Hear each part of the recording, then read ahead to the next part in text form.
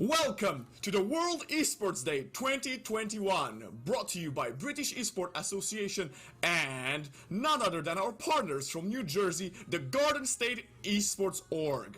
This is our second year raising money World Esports Day. This charity's year is COVAX, who provides equal vaccination protection for all countries across the world. You can find more information and you can donate to COVAX on the link in the stream chat below. The link should be worldesportsday.com/donate. Today's games will be Rocket League, Overwatch, and Valorant, where teams from both British Esports and the Garden State Esports team will be facing each other on the United States servers. For the first game of the day, we have Rocket League. And to talk about our fantastic charity game we have on our hands, I'm joined by none other than Craftman and Jag.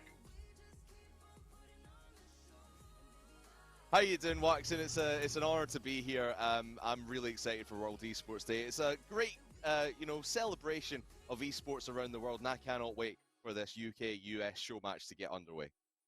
Yeah, same here. It's going to be a great day of action and so many different titles. We're all here for a great cause and for the thing that we love, esports, that brings us all together no matter where we are sitting. I know our desks are all over the western and eastern seaboard, so I'm excited for this matchup. And, I got to say, I'm feeling pretty good about United States' chances today, considering that it's being played on our server, but you never know. The ping isn't too bad from Wales to the East Coast. Well, obviously, you will be probably representing your side on of the world in this upcoming match. So, Craftman, what can you tell us about the British esports team? Yeah, so the side representing the UK in this, Yankee Doodle showdown, as I'm going to call it. I just came up with that. Don't call it that, please. Is the Garrett College Swansea Owls. They're mainstays throughout the British Esports Association. In the showdown a couple of years, for a couple of years, I should say, and just being really one of the top teams in the UK university scene and or college scene, I suppose, even the high school scene as well. So they are really good players. I'm really excited to see what they have to put up against the Yanks today. What about you, Jag? What can you tell us about your team, the West Deptford Eagles?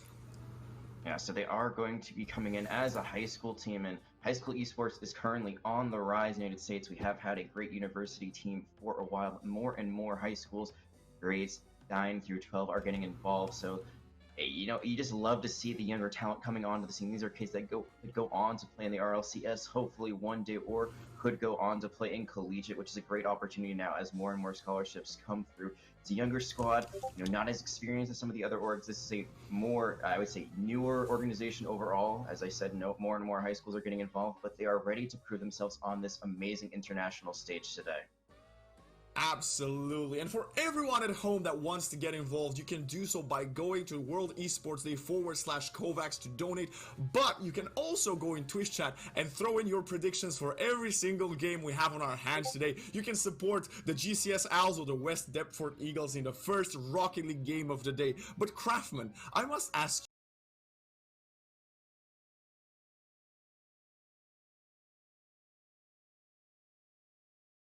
you, who do you think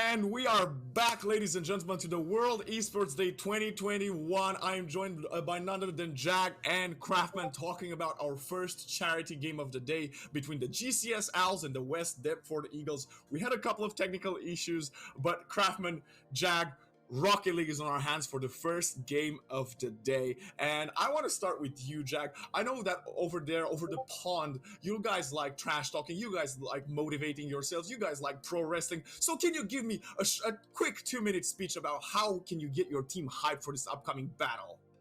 Well, it's funny because I actually am a pro wrestling fan, so hopefully I can, channel some of my inner, I don't know, The Rock or something along those lines. But, this is a time for us Americans, to show that we are great at Rocket League.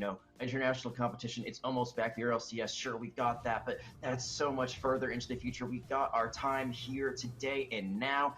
It's high school versus university. Maybe you're a bit younger, maybe you're a bit unexperienced in the competitive scene, but that does not matter whatsoever. You are here to prove yourselves today. Here on World Esports Day, you're here to make your forefathers proud. We've been beating Britain for quite a bit since 1776, and it's time to show up once more. Yeah, make George Washington proud, all of that patriotic stuff. But at the end of the day, you're here for a great cause, so regardless of a win or loss, just play your heart out. Craftman, I don't know if you can top that. I'm gonna give you 10 seconds to hype up the GCSLs before we go game. You give me 10 seconds to combat that promo. Oh my goodness gracious me. But yeah, I mean, UK has been standing as a forefront of change for the nation and for the world for years past and for years to come. We will crush the US in this Rocket League show match. I cannot wait to stand tall. Well, ladies and gentlemen, everything is thrown in. We are ready to go into the game 1 of the day of Rocket League between the GCS Owls and West Deptford Eagles. Craftman, Jag, take it away. Thank you very much, Waxon. And all jokes aside, we are thrilled to be here bringing you this UK-US show match and just celebrating esports as a whole today, Jag. And obviously, we're going to be playing on the US servers. Hopefully, the lag between us over here, well, the guys down in Wales, rather, I'm up in Scotland. Hopefully, the lag between those guys isn't too much, but I think we're going to give you guys a run for your money today, Jag. Yeah, I agree 100%. I think this is going to be a very close thing. It's going to be a very great game to get into this. It is a first to 4, so there is plenty of time for you to get back into this series if you fall behind early. I think my prediction, honestly, 4-2, going the way of the West Deptford High School. I think that ping isn't going to be too bad. It's only going to be about 80, 100. I've played on UK servers from the East Coast, but it can still definitely be detrimental. But we'll see how these teams are able to do it. And early on, it looks like GCS Owls are having a very good attacking start. I'll just give you an update on the ping. They're looking at about 120 to about 150, but that doesn't seem like it's hindering the Owls early on. A couple of shots flying their way in. Here comes Xbar off the crossbar, and Owen just follows it up. And 37 seconds in, or excuse me, 37. I can't do math. They scored anyway first. Yeah, they did, and they did it with really good attacking from the beginning. They get the opening kickoff, they immediately keep it in the Eagles zone, and they don't really ever relent. It's just continuing to shoot, getting the ball back once it hits off the crossbar. And now it looks like they're starting off again. Exact same strategy, just get it on to the other's end of the field early. So just keep this pressure on the Eagles. Era getting a save early on as well, but it does seem like the Owls, in the battle of the birds here, Owls versus Eagles, it is the Owls with all the pressure. They're not letting Eagles get downfield all that much, showing what they're capable of. As Owen just fakes it a couple of players on the back while Hipster has to make the save. Era just has no boost right now, so the Eagles, even if they are able to make a play, Hipster now not having any of theirs, they just can't actually clear it. And there's no way to follow up when you don't have boost to move it down the field. So right now the Owls, they're just getting shot after shot on goal. It's time for, I think if the Eagles want to get in this, they just need to get that one booming clear downfield. Don't even need to work it slowly out of their own half, because Owls are holding this midfield quite well. And you see there X-Barter, again just a touch in the corner, and Owen, once again the pass out from X-Barter, cleaned away by Owen. I just play it in the corner, you see there just a little bit of a check. Hipster not able to get a good touch on it, not able to get the clear like you said. I agree. Honestly, just clear it out. Don't worry too much about going on the attack. Just get it out of your zone for even a little bit so the pressure can be taken off. And that's so close from being a goal right off the kickoff, but a good save to deny the third one. Just realised as well, X-Barter is rocking the battle bus with Cockroach on top. That's a style choice and a half. Ahen and Owen going with the classic, well, more traditional, you would say, Fennec and Octane setup. Regardless, it's still a 2-0 victory, or 2-0 lead, I should say, almost 3-0. I'm calling the victory far too early. I do that quite a lot, Jack. I'm calling the victory far too early, but yeah, again, just Owls just keeping this pressure on. Yeah, and this game could be essentially set in stone. It's not a huge lead. It's going to be a bit bigger now, as that is the third one now for the Owls online. So this game itself, I might be calling it, just in time, just as we get a little bit to the halfway mark. Sometimes that's how Rocket League works. You get snowballed early on, you lose 2 early goals in the first 2 minutes. There's really no way to bounce back, but this is a full series. That's one thing to remember. So even if they fall behind early, there's still plenty of games to potentially catch up. Absolutely. Best of 7. First to 4, as you said, Jags. And the first time really now, Eagles getting the ball down into the blue end of the field, but Ehane was able to work that out again. Just no real pressure coming from the Eagles.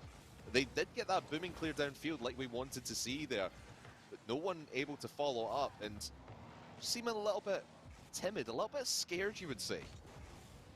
Yeah, it looks like they're playing super defensively, super passively. You can see they're not really winning the 50-50s. Oh, that 50-50 is not going to go their way. Ehane able to get another one in, their second goal of the day. No hat tricks online just yet, but look at how they played that. That was a beautifully crafted aerial, just completely in control, dribbling it through the air. 2 defenders beaten. The Owls looking very good so far. And the defense from the Eagles was just really haphazard. Everyone diving and flopping around at the ball, just no semblance of organization on the back line for Eagles, and the Owls just taking complete liberties with that. 4-0 as we tick under 100 seconds to go. Still, as we said, we just want to see Eagles downfield a little bit more. The 5th will go in from Owen, but I think throughout the course of this series here, Jags, the Eagles, if they get themselves downfield and give themselves an opportunity, good things might start coming their way. It's not going to happen here in Game 1. You're playing for momentum and for the future at this point. You're really not playing for this game. It's very unlikely you're going to be able to tie things up, or even more unlikely that you'll be able to get 6 and make a buzzer beater here. But this is what we've been looking for, and it finally is going to go in. Era able to take it all the way home after dribbling it very well off the kickoff. That was a great team play. You saw the pass there from Norspawn. And finally, this is something. This is for the future going into the next few games.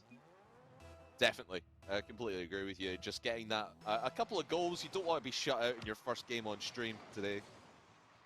Your only game on stream. This will be the only best of 7 we see these guys play. Yeah, but definitely some momentum to be gained for the Eagles going downfield, and obviously the Owls want to keep their momentum going. Is X-Barter, he's been an excellent player, just setting up his team. Hasn't really been a prolific striker. He does have 3 shots, no goals to his name, but does have 4 assists, but does get a goal for himself to put him into the catbird seat of the MVP. The caster cursed it right there, but it's a positive caster curse finally. X-Barter, who I feel like has been kind of just the best passer on the side of the Owls, has been more of the supporting role in this series, is able to get on the score sheet themselves. Their 4th attempt goes in. And how many times can you say the battle bus scoring from downtown? It looks like it was going to be like that at one point. Not all the way from downtown, but still a goal nonetheless. Just say, where are we dropping, boys? Right into the net, that's where we're dropping. It wasn't really a caster curse, it was a caster blessing, is what I like to call that. Call him out, and he does end up performing. But Owen will put the 7th in. And I don't know if any of these guys have passports, but they need to grab them because they're getting on a plane, heading to Rio de Janeiro. It's a Brazil, ladies and gentlemen. Well, it is a Brazil. That is not, I've actually never casted a Brazil myself, so this is the first time. Welcome to the club. I haven't. Yeah, I finally joined the Brazil club. Unfortunately, we're kind of playing the role of Germany in this, or not the role of Germany, I would say, but it's going to be another one, so now it is Officially not a Brazil. It is. We have passed the Brazil. It has now become a 7-goal Oh, really? differential. And Owls, it just seems like they are not giving up at all. They are not, they've got this great score, this great lead, I should say, and they are not giving it up whatsoever. As you can see the pride that they have representing the UK, representing Wales. They're going all in on this first game.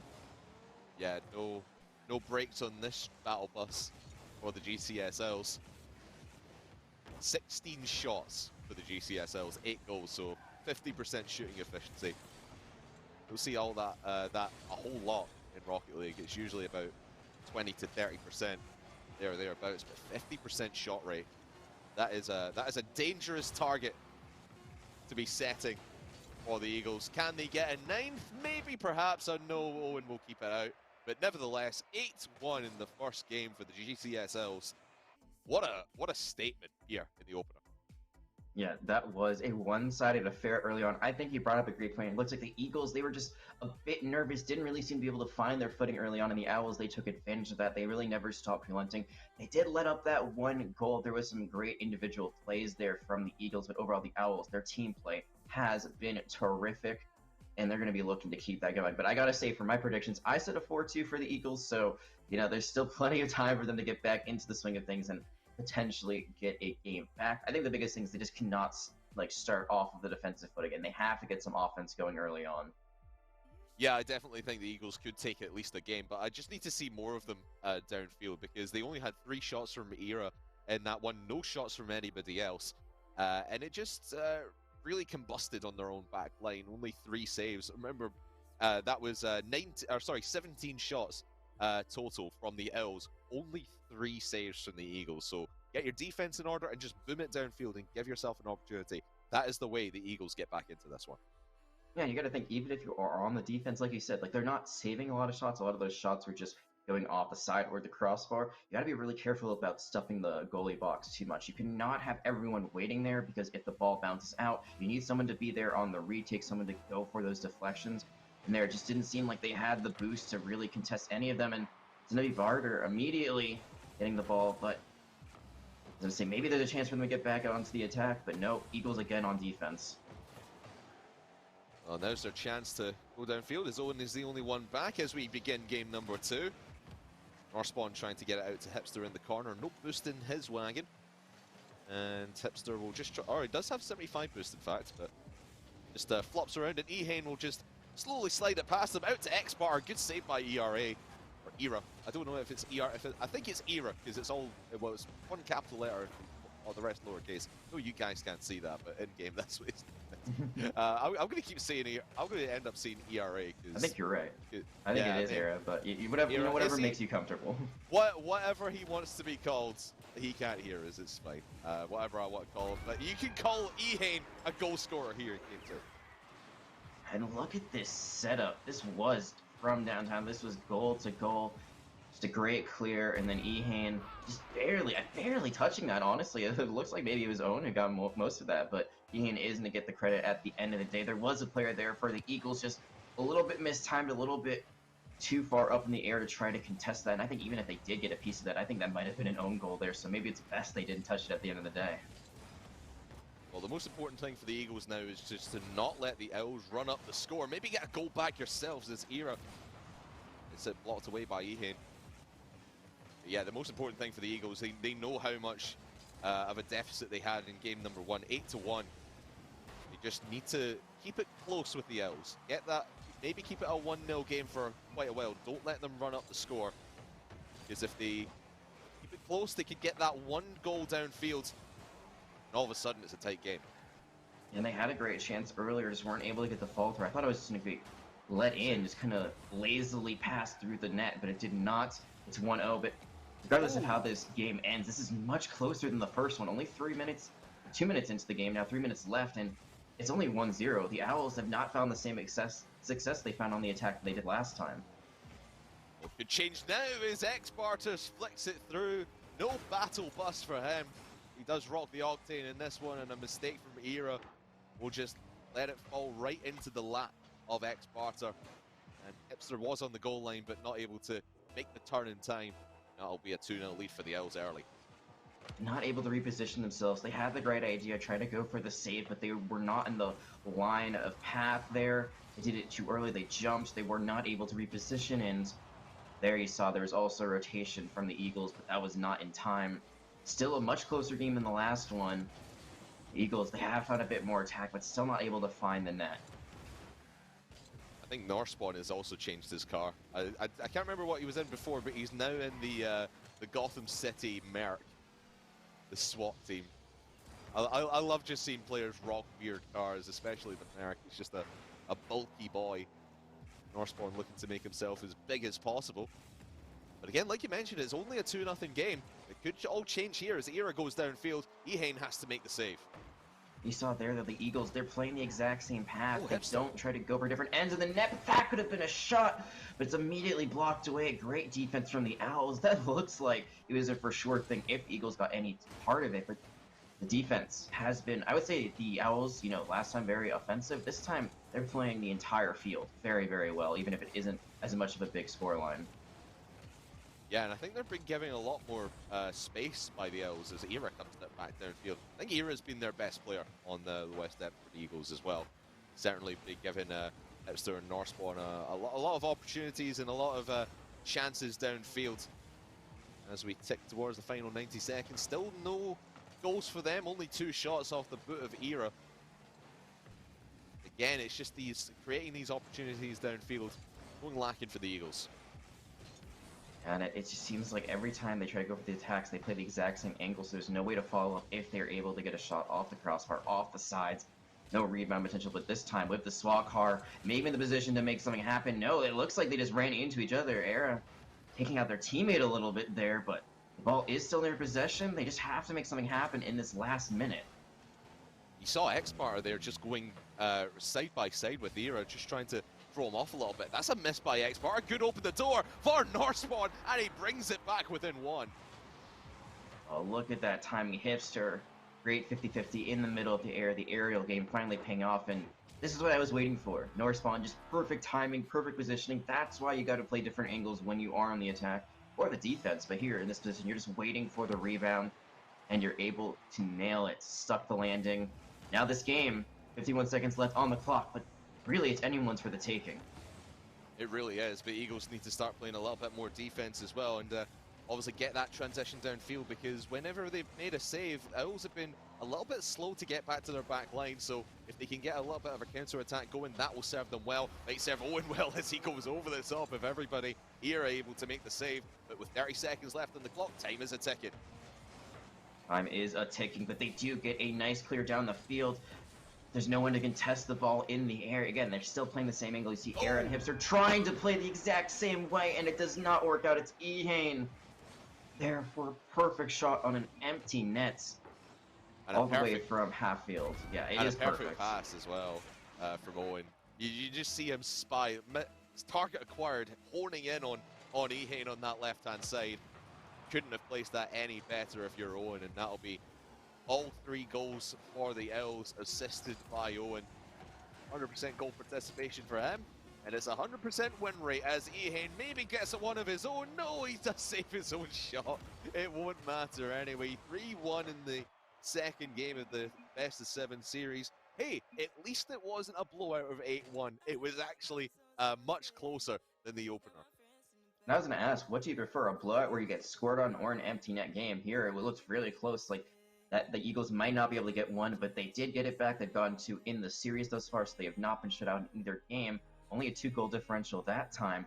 Much closer, as you said. I think the biggest thing is the Eagles finally were able to get down the field. They didn't have a lot of opportunities, but the ones that they did make the most out of. Again, I think I'm going to be harping on this a bit. They're just playing the same style. They're playing the same, I guess, area of the field a lot, and when you double up like that, it's very hard to be able to find second, third opportunities once you get that initial shot off. Meanwhile, the Owls, you see how they're playing. They are completely spread out, but they're still finding each other here and there. And one last point I want to talk about the Owls. They have been very good with their demos. We haven't really mentioned it as much because usually they're happening, I would say, in between transitions, between attack and defense. But those demos, they are well-timed, and it enables them to get on to attack once more. Yeah, the timing from Owls has just been impeccable. And the rotation, as you said, just spreading the field out and just making themselves as wide as possible, taking up all the space on the pitch. It's giving the Eagles a lot of issues when they go to try and transition downfield. I know we said, oh, just boom it long and maybe just gain some ground on them, gain some territory. But it's tough when Owls are just really really rotating through quite well. Not as quickly as I'd like to see them rotate, but they do have those rotations set. They every time you just clear this ball, always it seems to be someone from the Owls right on top of it once again. But for me, for the Eagles, I would say Era has been your best player so far. So if Hipster and Norspawn can get Era into space, set up Era for some shots from the side, that'll serve them well. Let Era take the shots. You guys just play the second and third man as Ehane goes towards net again, but just slaps it off the crossbar. I agree. Era is looking like the best player, or at least the most, I would say, decisive player on their side. Looks like they're trying to go for that one, able to keep the ball in. You saw from the Owls that time, Owen going to more of a secondary role, more of an assisting role last time. So the Owls, they have more than one potential carry. The Eagles, though, they have to focus on this one player getting the ball down the field. And like you said, if you're Norseman or Hipster, just keep feeding them for those shots. You saw there, Era in open space for just a moment. Oh, and X-Bar, he does find the open space in net. I was going to say, Era had the open space for a little bit, got shut down by the defensive Owls. But this time around, it's Owen getting it out to X-Barter, and the defense just a little bit cleared out again for the Eagles. It's a very unlucky 50-50 there. You saw Norseman trying to clear it up the side, trying to get it going in the air, but instead it's taken away. And the Owls are there once again to clutch up. Again, their positioning, you might think it's lucky. It is skill. It is just knowing the game very well, knowing where you need to be at any given moment. And that's going to be an empty net. Oh, no is right. Owen able to get back on the score sheet. Very, I would say, decisive first game. They were really the star. This time now, they're going to get a goal of their own. Oh, that's so unfortunate for Era. He's in a good position to make a tackle there. He knows he needs to go for ball. Otherwise, Owen's just going to have a free run at net. But it's just an unfortunate pinch for the West Deptford Eagles as Ehane goes towards the top right corner. And bang, boom, pow. 3-0 just like that. We see this a few times where the Eagles, they put someone in net, but the timing is a little bit off.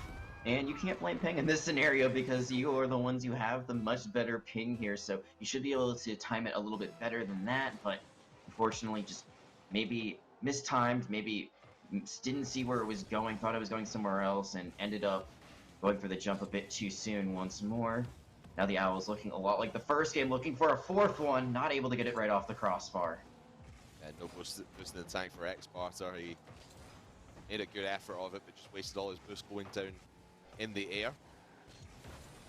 Chance for the Eagles. Still plenty of time left on this clock though, Jag. Still all the time in the world for Eagles to maybe get a run downfield, maybe pop a couple in. Like I said before, just do not let Owls run up the score on you, because you will be in a tough position. But that's a really good position for X-Barter, and he'll find Ehane for the fourth. I feel like this is usually where you feel pretty comfortable. Only about 3 minutes left for goals. That means that Eagles are going to have to score more than one goal a minute. I was going to say 3 goals. That is definitely something you can come back from. But as you said, that lovely goal goes in. It's looking a little bit dire for the Eagles. I think the biggest thing, again, is just don't let yourselves get shut out. You still have one more game to fight in the series at least. You always want to go down swinging if you go down at all. So see if Eric can get anything going. But they got to be careful. It seems like they're overcommitting a little bit on the attack. And that overcommitment will maybe work out for them this time as Owen just pushes that in, and Ehane and X-Bar, a couple of miscommunication there, but you can see the Eagles defense is getting a little bit raggedy, a little bit desperate, as you saw 2 players diving at the ball as well. And I suppose when you're 5-0 down, not even halfway through the third game of a best of 7, when you're two games down, maybe desperation's starting to creep in for those Eagles. They need to find their wings and fly downfield. No shots for them so far in this game.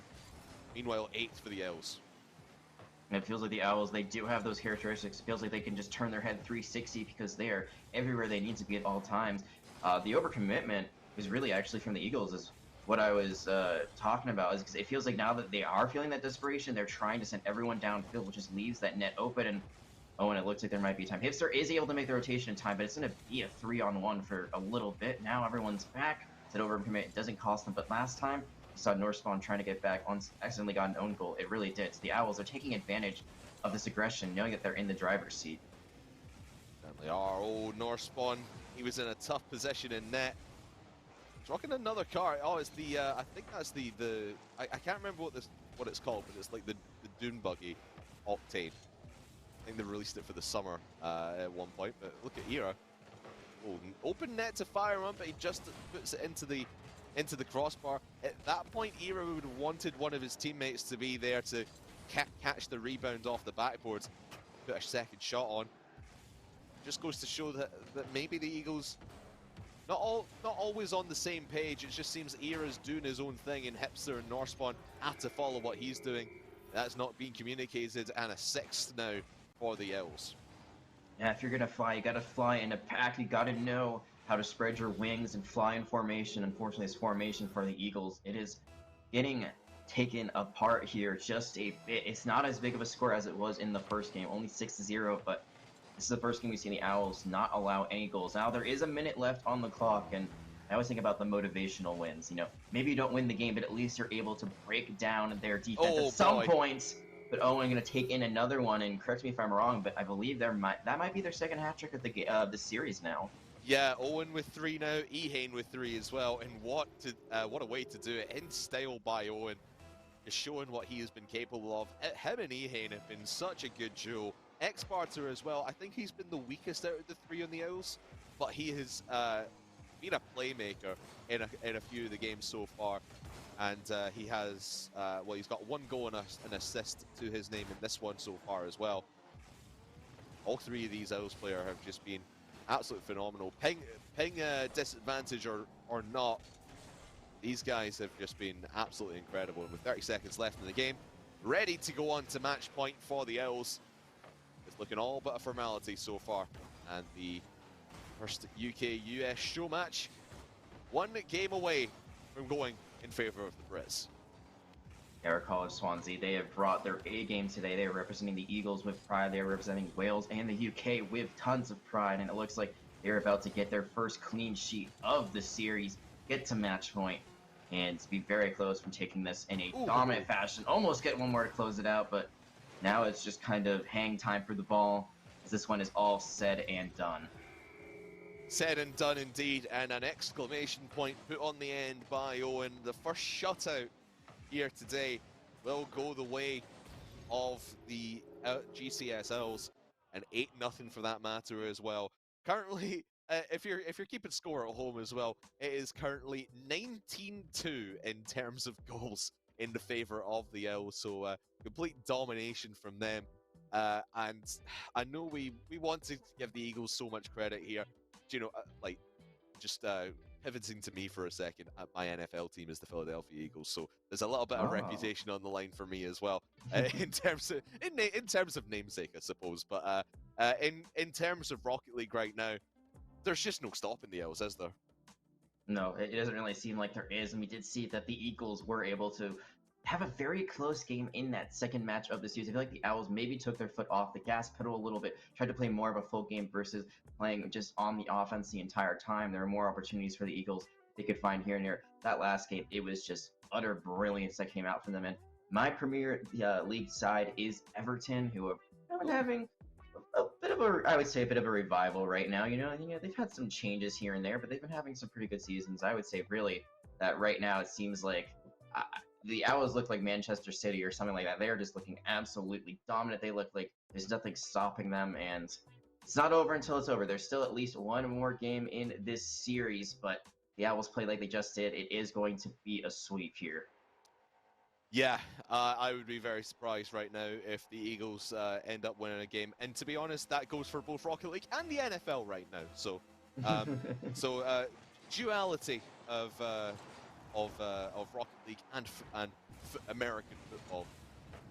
I do say football rather than American well, I do call soccer, so I'm kind of a You secret do? American. Wow. I That's, do. that's very I'm surprising that to guy. me. I'm more of an American football guy than a soccer guy. So, so I think you're going there's to make that. some of your countrymen very mad I about am. that. I am. I'm secretly repping America. So, really, whoever USA. won today, I win USA. anyway.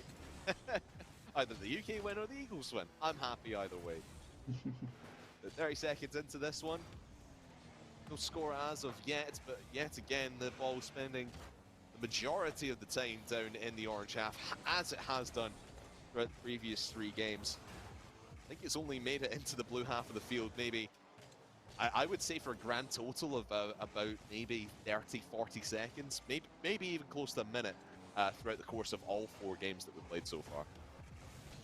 Yeah, it has not been many chances, but there could be a chance here. No, Owen gonna immediately stop that. Now Owen might try to take it in for themselves. There is gonna be defense.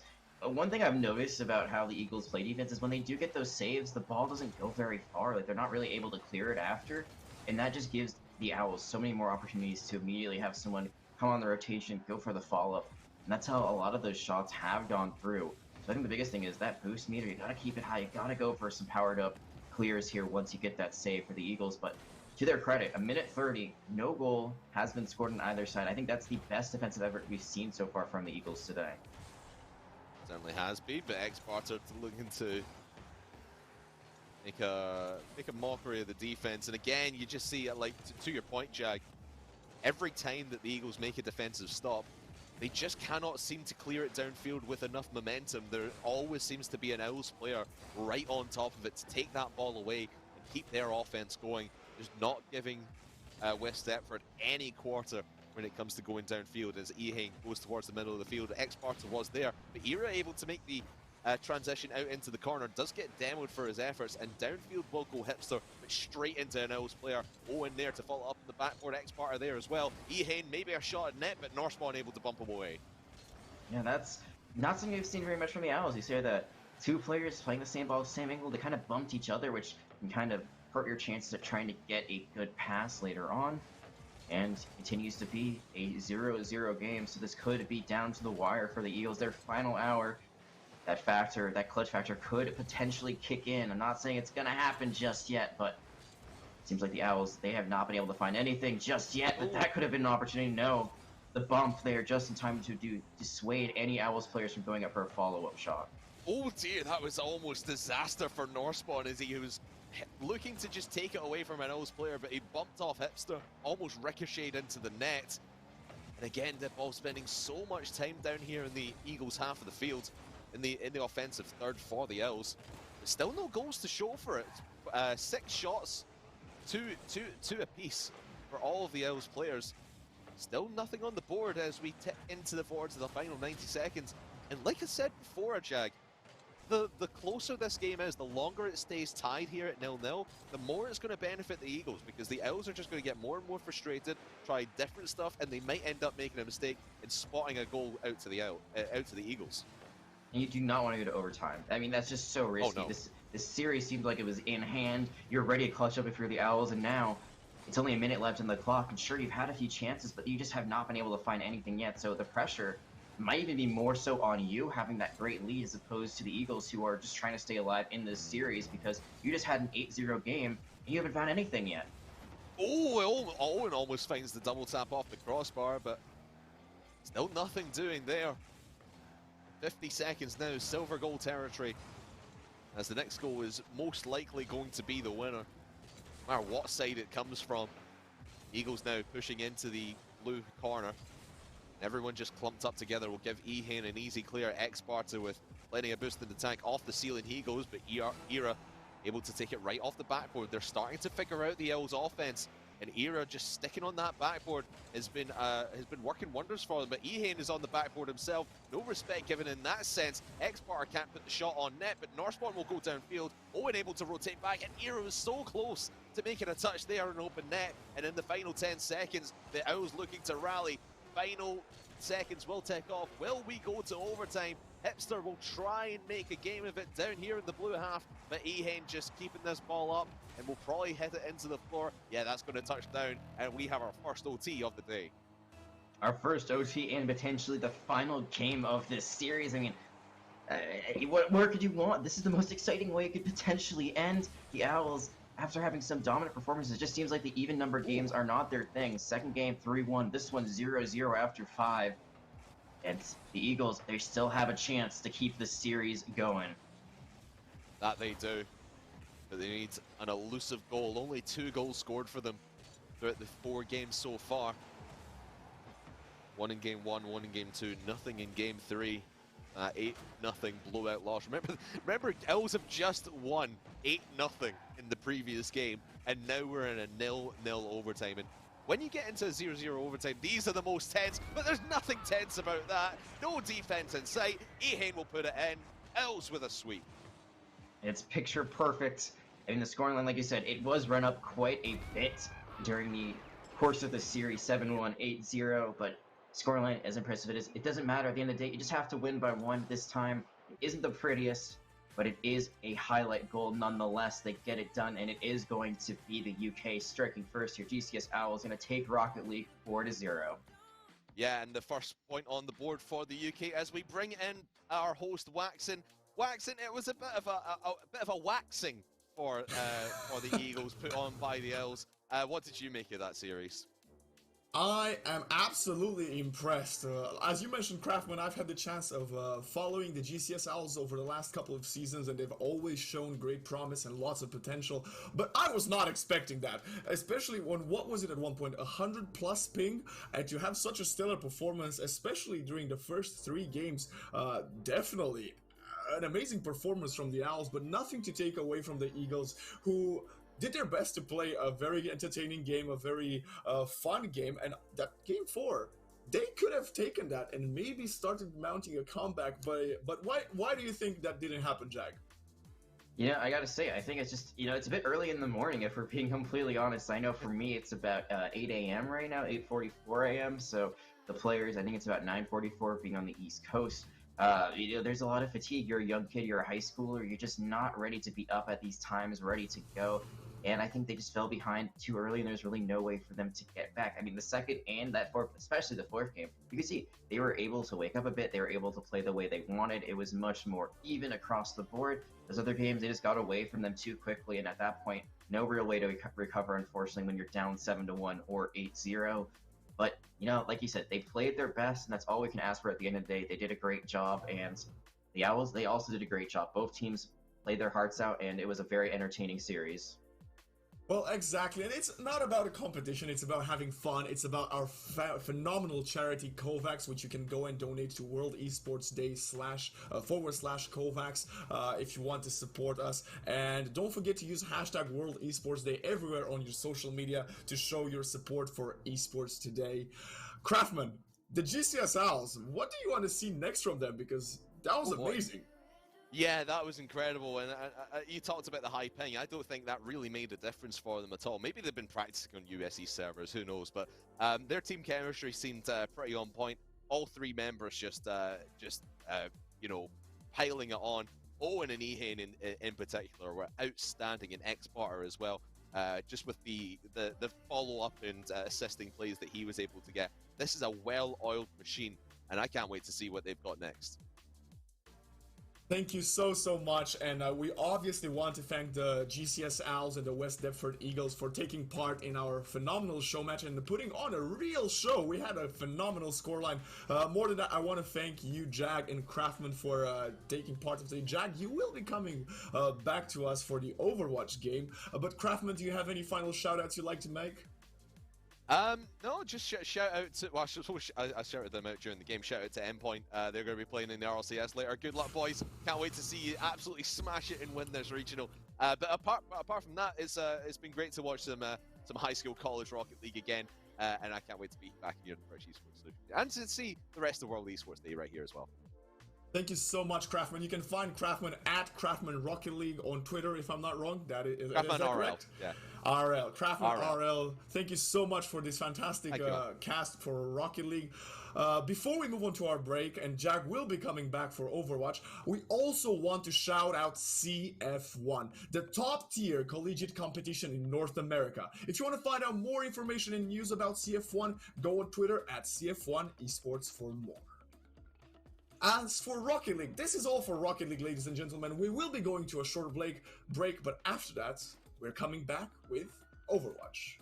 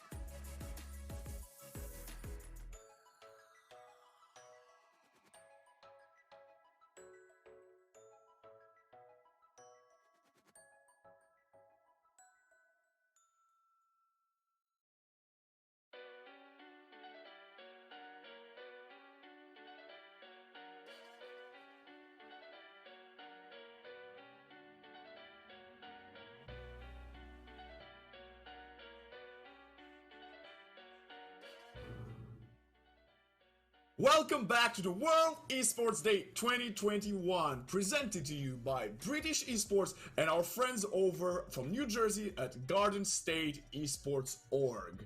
We've already had Rocket League on our hands, a show match between GCSLs from the United Kingdom and the Golden State. I forgot their name. Well, I apologize for that, but we had a phenomenal first show match of Rocket League, and now we are going with the same rules from the UK against North America in Overwatch. To talk about the Overwatch game, I'm joined by none other than Gihan and Jag. Welcome to the stream, boys. Jag, you are here with us for Rocket League. Gihan, you are now here for Overwatch. And our Overwatch team has a lot of big shoes to fill in after the performance from the GCL's Owls in Rocket League. What can we expect from the boys in Overwatch? Overwatch, it's a different beast from Rocket League, so expect them to come out all guns blazing, avenge their fallen brethren. I'm excited. It's gonna be a huge match. Jag, you saw your team maybe underperforming in our first game of the day, but now going into Overwatch. I want you to tell us, what can we expect from the Barnegate Bengals?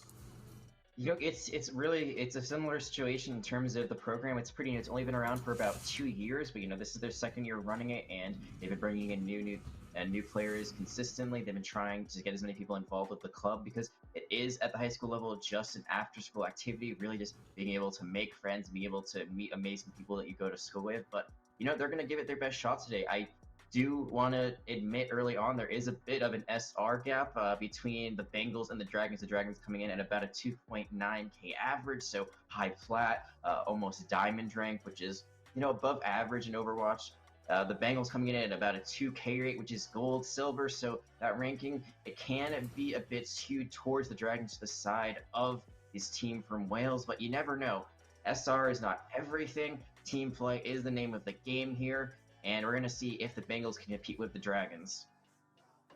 Well, Gihan, what do you think? Is rank that important coming, especially into a show match? Because let's not forget, we're all doing this for a charitable cause. It's Kovacs. If you want, you can go donate at World Esports Day /donate. So, is rank really that important when it comes into a show match? Or do you think we're just going to see the Landrillo Drakes maybe playing a bit more fun comps and just enjoying themselves a bit? I mean, it's as you said, we're here for charity. We're here to have fun, and that's the main thing. Rank doesn't matter in this instance. Maybe it does if you're climbing and stuff, but right now we're here to have fun. We're here for charity. I want to see some wacky comps come out. I want to see people flex on each other. I want to see the craziest stuff. Maybe like a crazy pirate ship strat, or everyone going off. They're off heroes. See something absolutely wacky like a Lucio Zen with a Widowmaker and a Pharah. Just something that just doesn't make sense. Have fun, and let's just see what happens.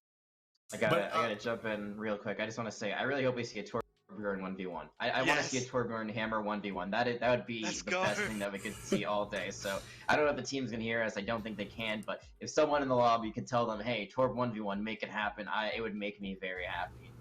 Well, just have the rest of the team surround them and watch the Torb 1v1. Yeah, exactly. Let's go. Like a circle of fire, hyping him up. Yeah, that would be phenomenal. I would love to see that. But let's say they're not going to come in to have fun. Let's say they're just coming in to steamroll once again.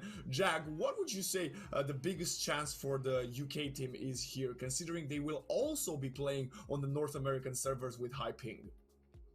I mean, I think the biggest thing is you have to have a composition that you feel comfortable with. So, like we said, it is for charity and it is for fun. I think my color caster brain is just, too serious about all the competition. I think the biggest thing is you got to come out on Brawl, because it is going to be Lijiang Tower. So you want the Reinhardt, the Diva, the Lucio, the Baptiste. DPS, like maybe you can switch it up. Maybe May McCree, maybe a Reaper Sombra, something along those lines. But you want to play as a team because you have that high ping disadvantage. You want to be as close as possible. When you play a composition like a Wrecking Ball or a Dive, where you're a bit more split, it can be more chaotic, and that ping can punish you because the timing might be a little bit off. But if you're able to play all together and you're able to run them down, it's just going to work out so much better.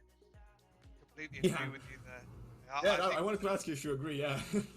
Yeah, I think definitely that Brawl sort of tactic. I think that the zombie comp sort of thing where you got high sustain and like big damage from the Zarya. So Ryan Zarya, Reaper, May, Moira, and Lucio, just so that everyone can just fall in together, get in, get out, do that high damage. That's the way forward on the high pick sort of status.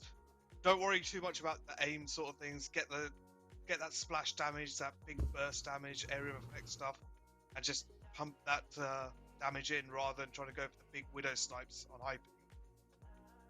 I want to ask you, Gihan, how do you plan after this broadcast? How do you plan to celebrate the rest of your World Esports Day? And this is a question I'm also addressing to everyone at home. If you want, tell us in chat or on Twitter, Facebook, Instagram using the hashtag World Esports Day, and tell us how are you celebrating esports today. So Gihan, how are you doing it today? So first thing, gonna go on the Kovacs website, donate. Every penny counts. So first off, do that. Then, because it's all about esports, try and play some more esports games with some friends. Maybe get some family involved and have some fun. Just enjoy World Esports Day. Get to know some people. You know, maybe see who you find in the chat here today. Maybe some of you guys want to play like some Rocket League with each other, some Overwatch. But straight after this, it's going to be donate at Kovacs, watch the Valorant that follows this, and then play some more games. Fantastic. So Jag, I asked so far both of your co-casters. Now I'm going to ask you. I know it's still very early where you are right now. So how are you going to spend the rest of your day celebrating World Esports? Well, the first thing I'm going to do is take a nice nap after my end of the cast ends. I'm going to have Valorant on in the background as well, making sure I can support my fellow caster Septulans, as well as all of the other caster talent that we have, and the teams that are going to be playing in the last match of the day. And I am going to donate as well. It's for a great cause. That's why we are here. And then I'm going to be playing some Overwatch later myself. Maybe some League of Legends, you know, play with the friends, just as Gihan said earlier. Just have fun, enjoy gaming as it should be, and just, you know, live in that spirit of competition. That sounds absolutely phenomenal. Well, we also have to thank on stream to our phenomenal observers right now for the upcoming Overwatch series we have on our hands. Juke and Method, they are working very hard to put to observe the best and not miss any of the action coming up between the Landrillo Drakes and the Barnegat Bengals. So thank you so much to everyone that is dealing with the production side of things. We're just here trying our best to entertain you, but I want to ask you, Jack, how hard is it to be an observer for Overwatch? Oh, it's insanely difficult. I think that, you know, in a game like Rocket League and League of Legends, sometimes it's a bit easier because there's kind of that auto camera. So not to say the job isn't still difficult, because you still have to be running everything behind the scenes. But Overwatch especially, it's such a fast-paced game. There's so much going on. You got to make sure you're on the right person at the right time. You got to find the great overhead angles. So we really would not be where we are without our amazing observers and producers. They make everything happen. I mean, we're just the pretty faces and the nice voices that are able to help bring the action, but we would not be anywhere without the amazing camera angles that we get. So a round of applause to them and everyone who works in esports scenes behind the scene. That was very nicely put, Jack. Thank you so much. Gihan, we found out the first map is going to be Lodging Towers. So, can we expect from this map? Again, it's very dependent on which point they're going to be taking. If it's a night market, I'd expect them to go with like a Symmetra Reaper, so they can go through the window, take the point early, and hold it there. And once they take it, hold at the spawn point choke. If I always forget the names of the other two. If it's the one with the bridge, potentially a Farah, so they can like boot them off, some Lucio. But generally, I think they should stick with a variant of that zombie comp. So Ryan, Zarya, Reaper, May, Lucio, Moira. Keep together, ball together, fight as a unit.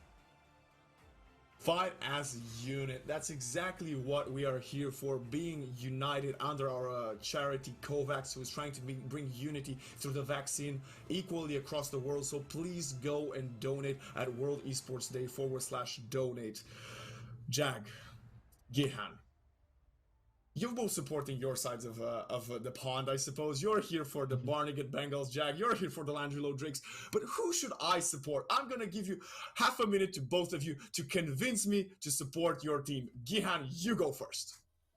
I mean, just look at it. You've got a dragon against a kitty cat. I'm always going to hedge my bets and say the dragon's going to take out the kitty cat. So let's go. Landrillo Drakes, we got you. Jag, these are your 30 seconds. Take it away. I mean, sure, we might be a cat, but you know what also is a cat? A Bengal, a tiger, a lion. Oh my, there are so many of them in the animal kingdom. And sure, we might have been knocked down a little bit earlier. Might have not been able to take Rocket League, but it's a new day. It's a new game. And at the end of the day, they are going to give it their all here on the international stage. They are going to fight for their pride. They're going to fight for their school. And they're going to fight for everything that they have. It's early in the morning. They're still going to get their cup of coffee, and they are going to put it all on the line. It's Lijiang Tower. It's one of the best maps in the game, and we're going to be starting off with a banger. So what more could you ask for? You got to root for the underdog here. You got to root for the one that's a little bit behind. It's time to even the score here.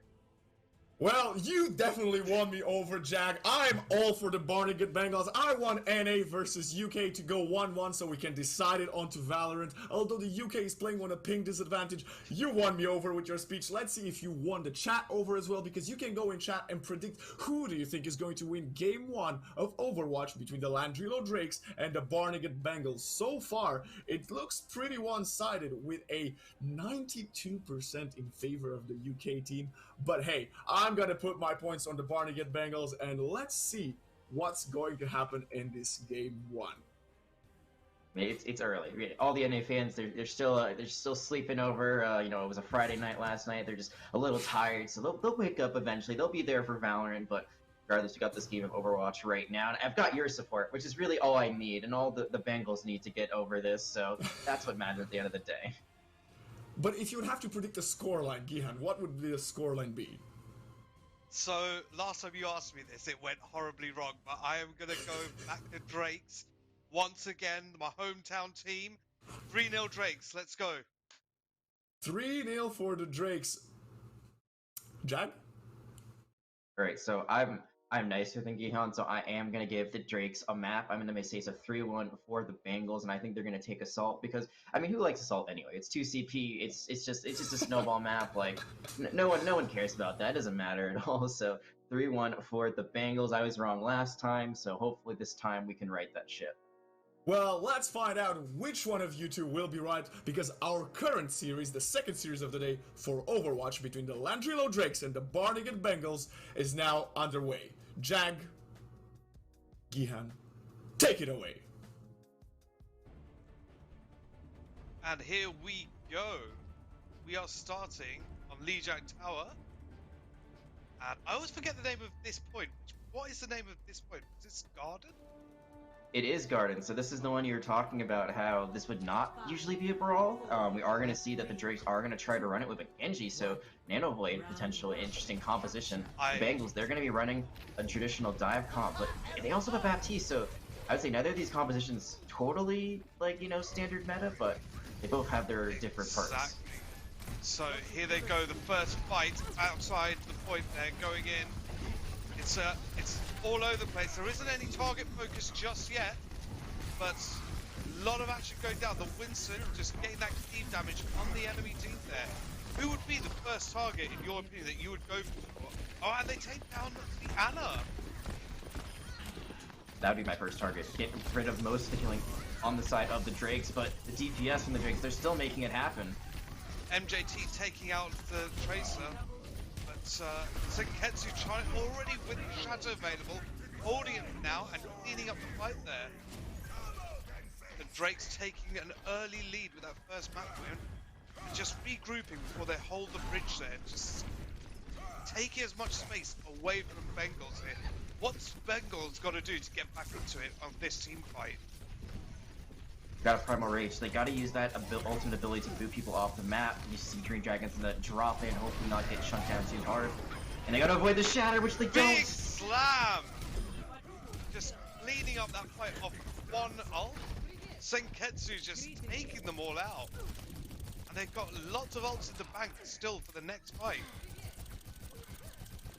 Yeah, this is not looking so great for the Bengals early on. They are now going to mirror, so they're not even going to use the Primal Rage. Now going to go for a brawl of their own. The biggest issue they have right now is that there's so much sustain that the Reaper has because they self-heal, and that's the Death Blossom. And takes him literally out of nowhere. Cost him his life, but worth it to win that team fight, push them back further.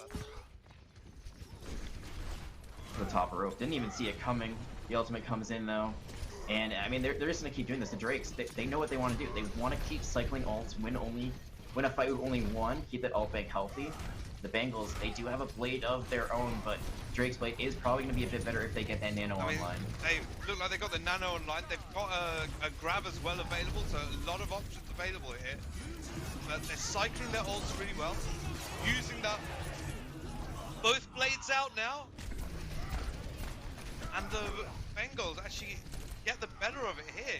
This is where they can capture the point. 82% on the board for the Drakes, of the Bengals now able to capture the point. Hopefully, this is where they start getting the percentage and turn it around. Yeah, you saw the Drakes, they go for the nano blade. The nano came out, but the blade really did not until it was too late. The sound barrier on the side of the Bengals has sustained them long enough, and that's a huge fire strike. Wow. Bengals now, they have a life in this.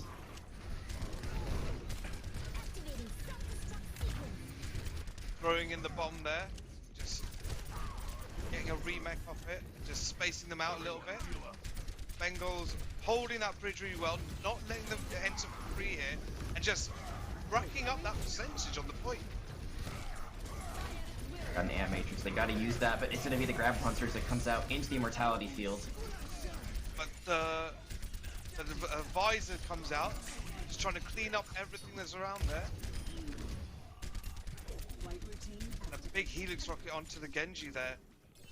The Drakes being pushed back, they've got the Shatter online and might be able to get a Death Bless them, but the Bengals, they've got that plasma screen of Batiste to pump out the damage and hold the team back there in that choke. You gotta use it quickly, you're gonna use it now, and you're just gonna try to win the fight off of that. Yeah. But the big Shatter again from Senketsu absolutely mauled through the team. And that should be the fight on there for the Drake. Might be the round as well. I don't know if there's enough time. Only 10%, and they need someone to touch. It has to be Moose on this Echo. Yeah, they might have one fire, but they do need to touch. Blade coming out, taking out the Batiste. Not much more, but that's all they needed. Just push them back, hold them there. First point goes to the Drakes. It was close, though. I will say, it was very close. The Bengals made a great comeback. They swapped from Reinhardt.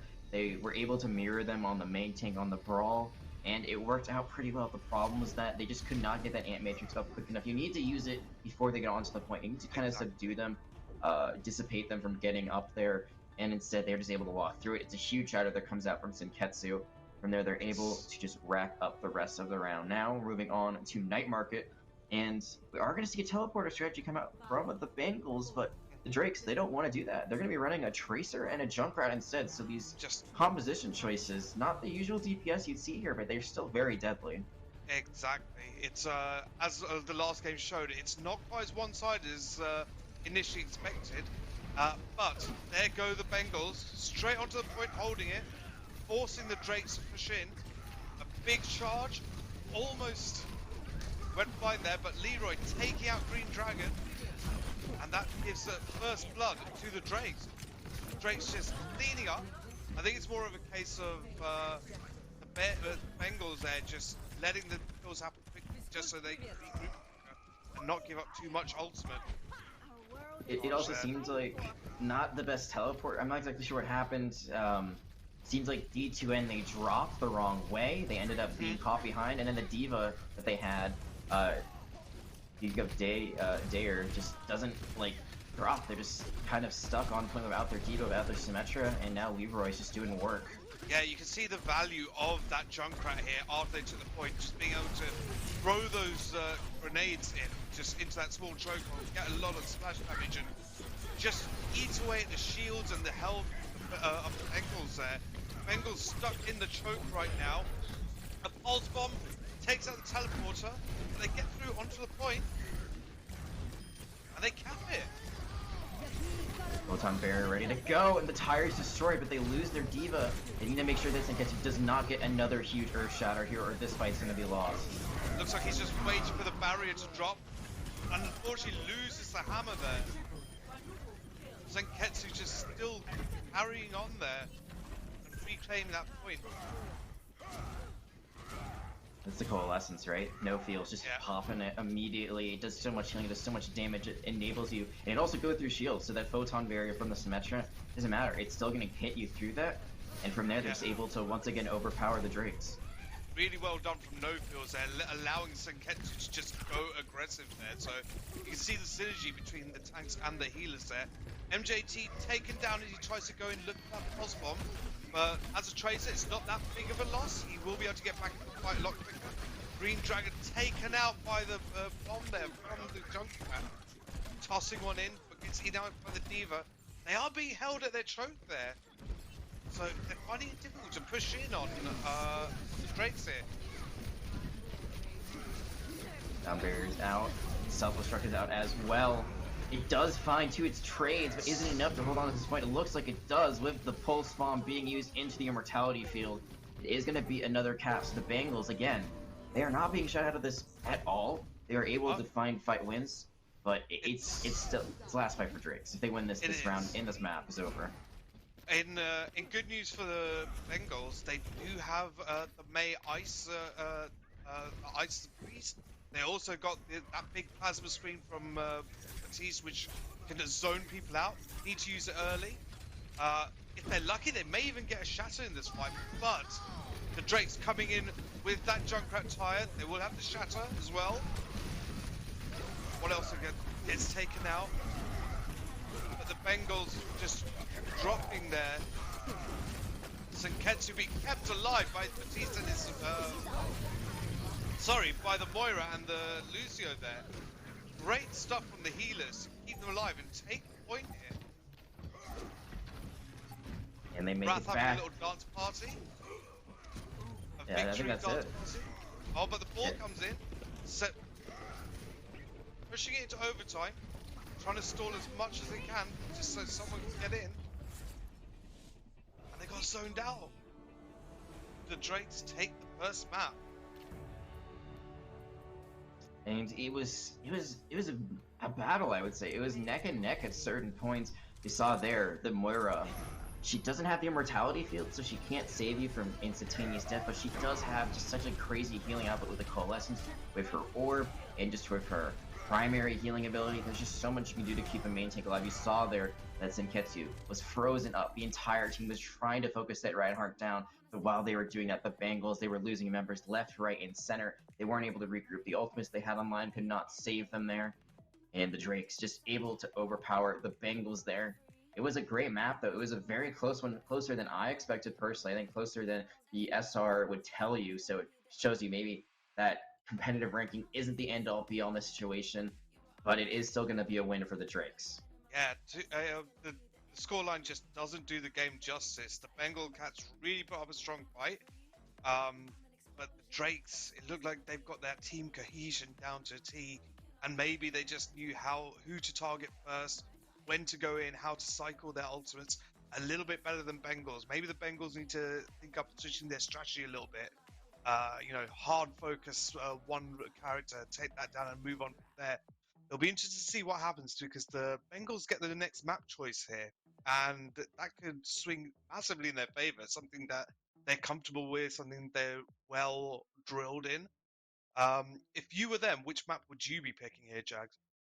Well, personally, knowing that it is a hybrid map, I'm a big fan of, I would say, maybe ones that you wouldn't be expecting. I personally love Eichenwald because it's not as usually chosen as the map that was chosen, which I'll get to in just a second. I like Eichenwald just because there's a lot of different strats you can do. It's not just a Brawl comp that you have to run. I'd say a lot of the hybrid maps, Brawl is kind of the quintessential comp. And it is going to be on the map they have chosen. It's going to be King's Row or Scrim's Row, as everyone knows it as it is usually the favorite map of most players, whether it's just as a competitive player or on a team. And that is going to be where Brawl reigns supreme. Just the way the map is designed, you really need a Reinhardt to navigate most of the points. But you could try double shield here and there. It is possible. We did see that at least like the Bengals look like are comfortable trying to swap things up, tried playing that dive originally. All we've seen so far from the Drakes is the Reinhardt. So is it the best choice knowing that you kind of lost the Brawl mirror matchup on 2 rounds? Maybe, maybe not. This is your time to get back into this series and tie it up. Definitely. This could be where the Bengals make that DPS dip. Maybe this is where their DPS shine on London there. Kings Row, a fan favorite map. We still thinking that the Bengals are going to take one here, or is it going to be the Drakes taking it? I mean, I've got to back the Drakes. It's who I started with, so going to stick with it. I think it depends on what the Bengals decide to do. I think if they try to go for the straight up mirror matchup, it's not going to be super great. But if they pull some rabbits out of some hats, I think they could maybe catch them off guard, maybe go for some surprise plays. You were talking about the bunker comp, the pirate ship, using the Orisa, Sigma, Bastion, usually Baptiste and Mercy thrown in there as well. This is one of the best attack Bastion maps in the game. I'd say the other one is Junkertown, or Bunkertown as it's known as well. Here on Kings Row, you can just teleport to the top of that statue on the first point, rain down bullets from above, or try to take on the high ground and just do it that way. Either way, you just kind of teleport up somewhere, and it usually catches the defenders off guard. They don't have time to react. So I think that would be an amazing play out of the gate to try to set up a good attacking time early on, as I believe you do have. Yeah, Drakes are going to be on the defense, so it is going to be the Bengals on attack first. Perhaps but I'm the worried about Bengals that might, mirror match. yeah, perhaps the Bengals might go for those of you who are fans of Overwatch League, they might go for the LA Gladiators ring around the rosies play as well. Go all the way around behind, take them out while a Widow takes them to the front. That could be fun to try out, who knows? But it's going to be interesting to see what happens here. Like I said, I think the Drakes are so well drilled, it's going to be hard for the Bengals to break through them. I think they are going to need to do something a little bit outlandish, a little bit different, a little bit unexpected. But yeah, going with the Drakes for the first one here. But a part of me is hoping that the Bengals take it so we can have more maps of Overwatch going on. It's always what we want. We always want it to go the full distance. We always want the most hype you can get in the series. And yeah, I agree with you. I feel like there has to be something outlandish that comes out. I'm really interested to see what the Drakes decide to do for DPS. Also supports, because it doesn't seem like they favor the Baptiste as much as we saw from the Bengals. And Baptiste, I think, is the best, I would say, main support right now. He can be a main or a flex support depending on the comp that you're playing, but he is the one doing the most amount of healing in this composition. Usually you partner it with Lucio, so you got that speed and the immortality field, but they just haven't done that. It seems like they prefer the Moira or the Ana, so they haven't really seen, we haven't seen a Baptiste from that, and it hasn't punished them yet. The immortality field hasn't been the end-all be-all, but their DPS also, their choices there have been very interesting. It's worked. That Junkrat, the Tracer, it did work last time, but I don't know if it's going to work as well here on Kings Row. I feel like it's going to be very hard to run into them as defenders if you're running with Tracers on the flank. Definitely. There's also kinds of strategies that could be possible here on Kings Row. I, for one, am a big Genji fan. I always love seeing some Genji, some Blades coming out. It's great highlight reel moments going on there. But other DPS, you did mention Tracer on the flank. Potentially a Cowboy as well. Just barrier blasting with that Founder Hammer. More Junkrat, maybe some more Reaper, or maybe they take the aerial route like a Pharah or an Echo. Yeah, I think those are all possible. I think the Junkrat, like, is probably what we're going to see, because we've already seen it be efficient. I think the standard here on Kings Row is that Cowboy, also known as Full Cassidy, and the May, because you can go for the wall, you're able to not cut someone off, then you go for a flashman kill, usually you're able to get down the Reinhardt, and that's really what we saw the Drakes do very well at, is that they were able to just melt down Green Dragon quite a bit. Green Dragon, you saw, had the Baptiste pocketing them in those immortality fields not coming out in time, so get the May online, do that, it works out, or just keep doing what you're doing with the Junkrat, combo open Echo, like you said, go for the sticky bombs and the focusing beam, knock them down really quickly. Well, let's see what happens as we're starting the next map, Kings Row, as we mentioned. Let's go to the action. So as we can see there, we got Bengals running Echo and Tracer as their DPS, with Reinhardt, Diva, Baptiste, and Lucio, while the Drakes, they go for the Torb. They go for the Torb and the May, with a Sigma, a Diva, a Moira, and a Lucio. I mean, I think the only thing I'd want here is for one of the Bengals to go Torb, so that we can have that Torb 1v1 that you mentioned. Yeah, I would love that. Don't think we're going to see it, unfortunately. I mean, right now you're seeing is that it's a very similar comp to what I was saying. The Drakes and May cutting everyone off, but I'm really worried about this Sigma. Sigma is not a great main tank, and they do get to take out the Echo first, so that is going to be a bit of a disengage from the Bengals. Walled them off, trying to just isolate each member of the team there, but the Drake's just pushing on through.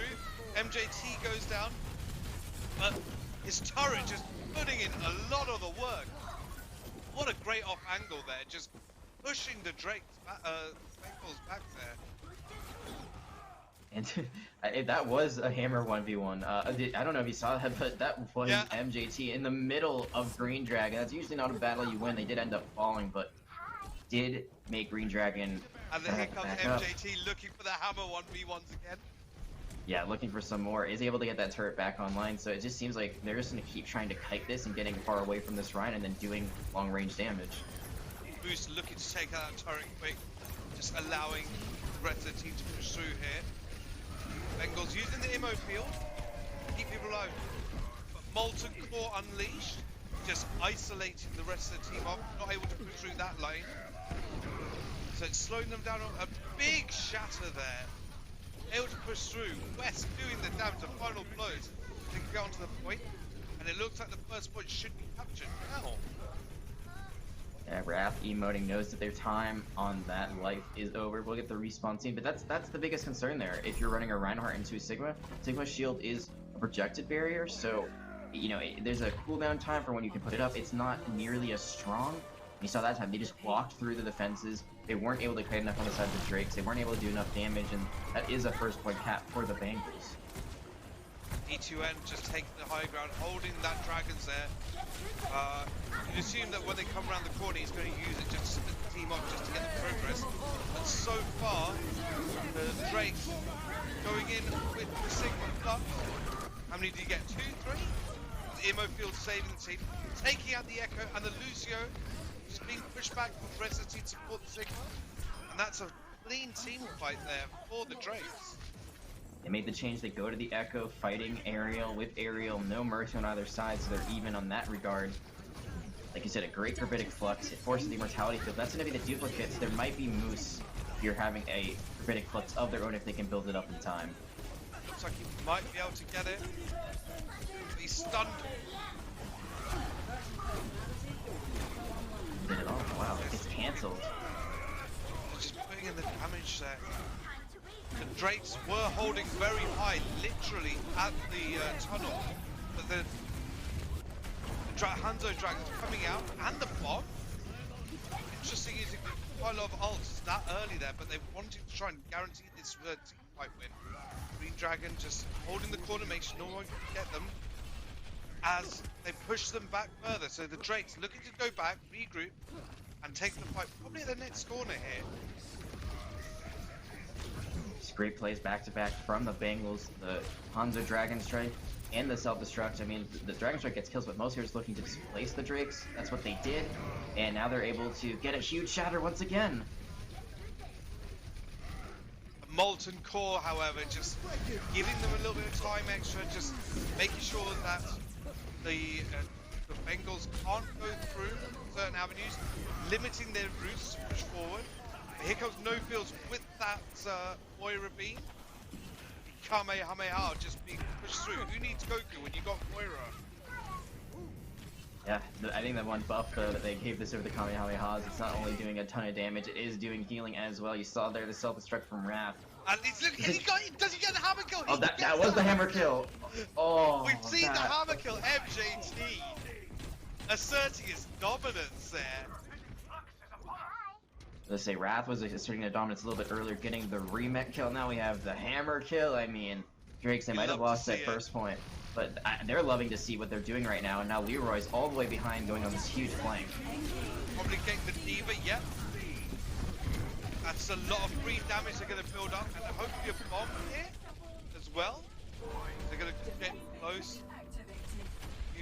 Can they build up? They got the bomb, just going to throw it into the spawn. Why not? And I'm not sure if the duplicate was needed there. They had a great gravitic flux on top of it, so maybe just the flank was nice. It was just a good distraction. But regardless, I think that D.Va bomb was literally because they were running out of the ultimate as Echo, so may as well throw out a few little extra seconds there. Yeah, for sure. They could have saved the duplicate for this fight, because right now they really don't have that much to work with. They need the coalescence to be built up quickly. This is a good chance for the Bengals to push forward. They've got the Plasma TV from Teats. They've got the hammer. which gets the whole team. They should be able to follow up with this. Fantastic work there from the Bengals. Taking that team and taking that team fight. Drake's having to regroup. Only 60 seconds left. They should at this point here, but anything's possible. Biggest thing there is Leroy just is taken out so late in the fight. This is going to be a 5v6 if they do get the re-engage. They do almost have the coalescence, they almost have the sound barrier, they almost have the self-destruct, so there's things to work with, but I mean, you see there is a self-destruct on the other side as well. They are looking for that fight, just to delay them as much as possible, maybe even take them into overtime. MJT taking out so many with that molten core. The Dragon's being pushed, trying to displace them so they can push over the line. Once again, the Moira just pumping in that damage and the heals, keeping them alive when Twitch is back. Well, this is so bad too. It's a huge stagger, and there's no time left now for the Bengals. And it's such a long distance from their spawn. Is this where they stop? They manage to push it to overtime. Leroy goes down instantly, but MJT switching over to the Widow, taking the heads. No ping, no problem. Doesn't matter. They're playing from Wales. Doesn't matter. They're playing from the UK. Is that the signal? No. Looking for the signal. I didn't get, but they cap it. Fantastic work from the Bengals there to actually get the point in overtime. That's crazy. And somehow, that is. Ryan survived that. That is insane. I don't know how that play, and I think they sig-9 themselves essentially when they used the grid defense. Yep. No one was touching the cart, and now the Bengals are given a second life. They only have about a minute to go, but I mean there is a very good win condition here on this map that they've been able to get 2 points.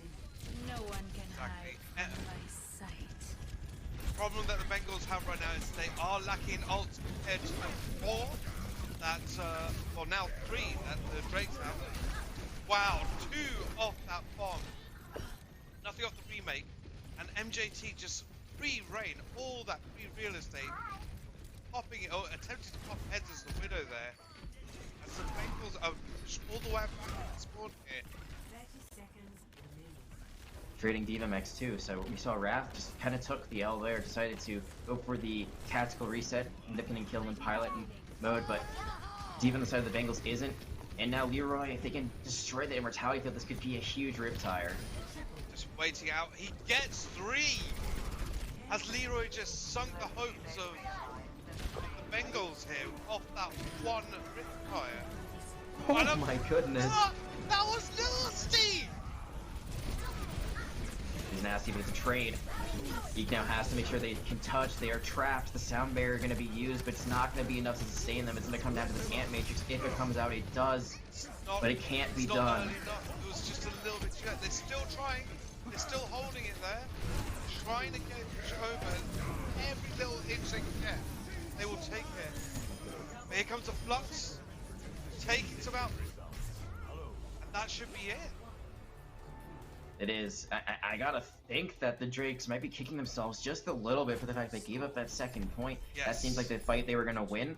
And because of where the cart was, you saw the crazy amounts of contesting at the end was because that spawn is so close. So you said before, like the first point spawn going into second point, super far away, very hard to contest. That time though, right around the corner, they're able to put up a heck of a contest there.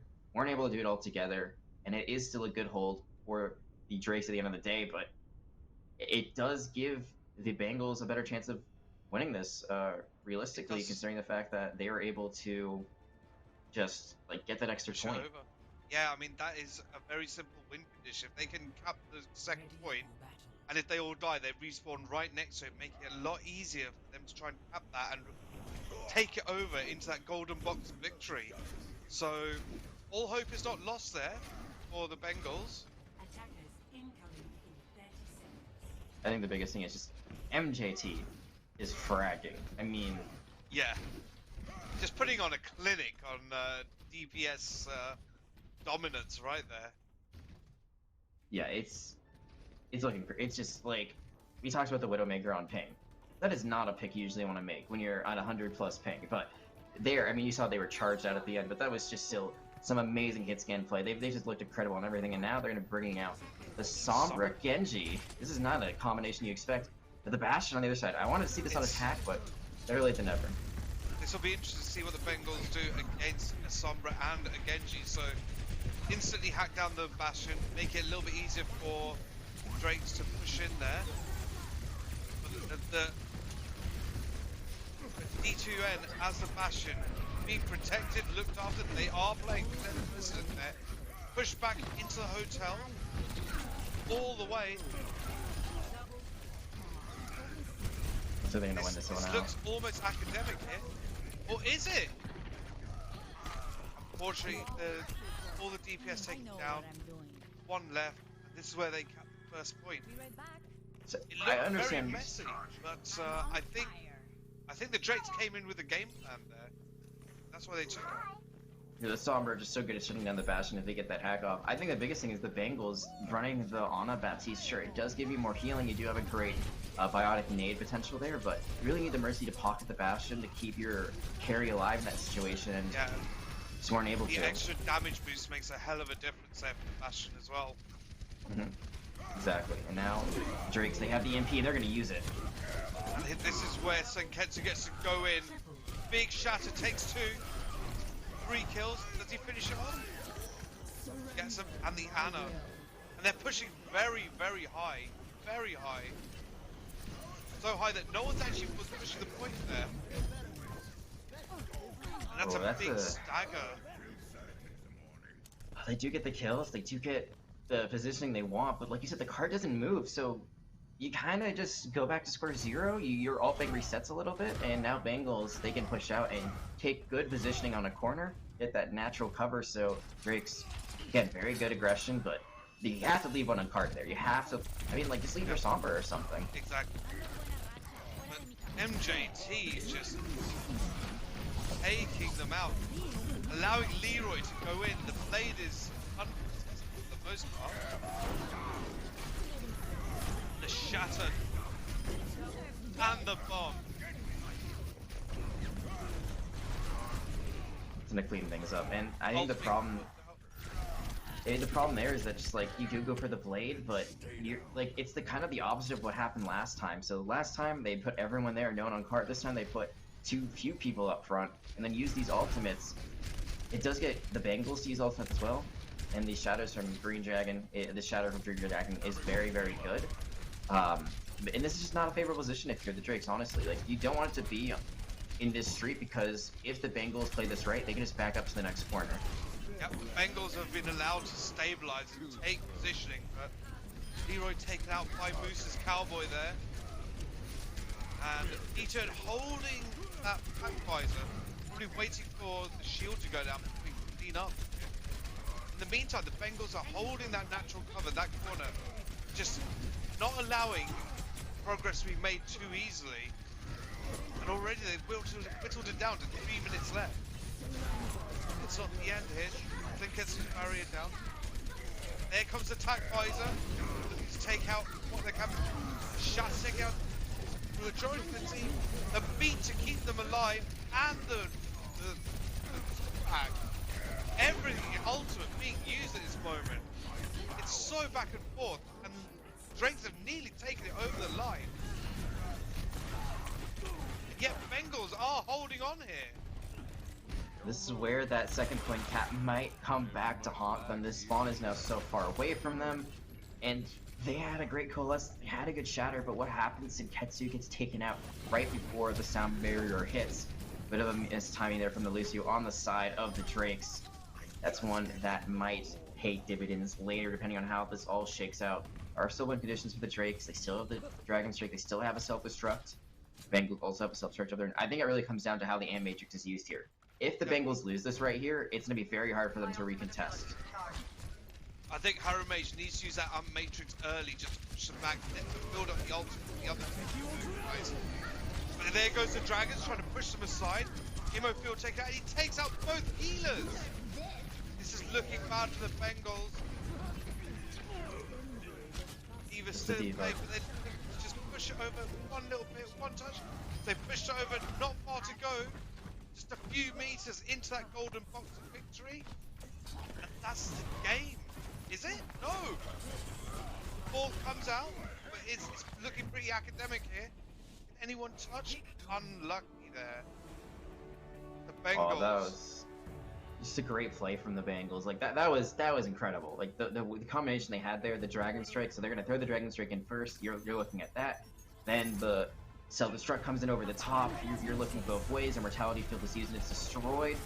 That's just clinical. You said it yourself. Like that was just an amazing play that came out from the Drakes to close this one out. Fantastic play there. Very unfortunate there. Again, I don't think the fact that it was so quick does justice to the Bengals, who did incredibly well. But that final Dragon Strike actually changed it. Taking out the healers so quickly there. It's just like danged if you do, danged if you don't, which I know isn't the proper expression, but just trying to be as friendly as we can. No censors needed there. You look at the self-destruct, and it's like you got to use the Immortality Field for that. But then you're worried that if you're turning your back away, the dragons might run through you, or the Hanzo just has a clean ally to spam. So you try to play it as best you can there, but it's so hard to play that defensively when you don't have a defensive ult. If you had the sound barrier there or something like that, it would be perfect. But fortunately, didn't have that. You saw the Matrix had to come out. It didn't. You got to use that aggressively. You cannot use that reactively. That has to be the first thing that you throw out there in any fight. Just use that as an engagement tool, whether it's space or you get the eliminations. Either or, it can work out great. And then the self-destruct, you saw, it was only just for the remake at that point. Couldn't find anything. The Drakes, it looks like that timely mistake of their own Flux 9 might cost them, but at the end of the day, it did not. They are able to take that. They're now on series point. Yeah, I mean, that should be it. It was meant to be best of 3, but we want more Overwatch. So we are going to go to a map 3. We're going to have Hanamura with the Bengals attacking first. So more Overwatch. Let's see. I'm excited to see what's going to happen here. Hanamura, 2 CP maps. Not people's favorites. Not one of my favorites. But I think Hanamura is one of the better ones, and it's very open to a lot of different strats here. Yeah, Hanamura, I mean, I think the biggest well-known strategy at this point is trying to use a Symmetra to get onto the point if you're the attackers, whether it's going straight to the point or taking the high ground first and then wrapping around. There's a lot you can do. But on the defense, again, all you can do there too, double shield, maybe play a bit back on high ground, or you just hold the gate for Reinhardt. There's so many options, and I gotta agree with you. I think Hanamura is one of the better ones. I think Temple Anubis, personally, in my opinion, is my least favorite. Volsky is all right, but at least it's not Paris or Horizon Lunar Colony. There's a reason they're not in the competitive pool anymore, so we'll see what these teams can do. And I guess what we can say at least about Hanamura is it's an amazingly beautiful map. It shows you like how amazingly talented the designers are at Overwatch, and I mean, based on what we see for Overwatch 2, I think it's just going to be even better and better in terms of map design. I mean, for me, Hanamura was what made me fall in love with the game. That's the Dragon cinematic short where you see Hanamura, Genji, and Hanzo fighting all across it. It's just like it's the second best map for me after King's Row, obviously, in terms of visual design. But in terms of playing, it can be very awkward, like getting through that initial choke. As you said, Symmetra Teleporter, it seems to be the key these days. On the defense, as you would expect, double shield, but then I've seen a lot of success using dive comps on the defense as well, just to be able to move around, mitigate anyone taking that high ground, and just the movement across that courtyard area. Which way would you go in this instance? If I'm a defender, I'd probably go for the double shield setup. I think that the double shield is really well. The biggest thing is you have to be careful about your rotations, because if the team that's attacking teleports past you and you're not able to get back to the point, that's just free progress you're giving up with no way to contest. Also, it's really difficult for you to get back onto a point if the attacker's set up. So you really have to know, are we going to go all the way around from the high ground and try to set up on the stairs entering the point? Are we going to go more towards where the attackers would go into the point, which you can see from the choke?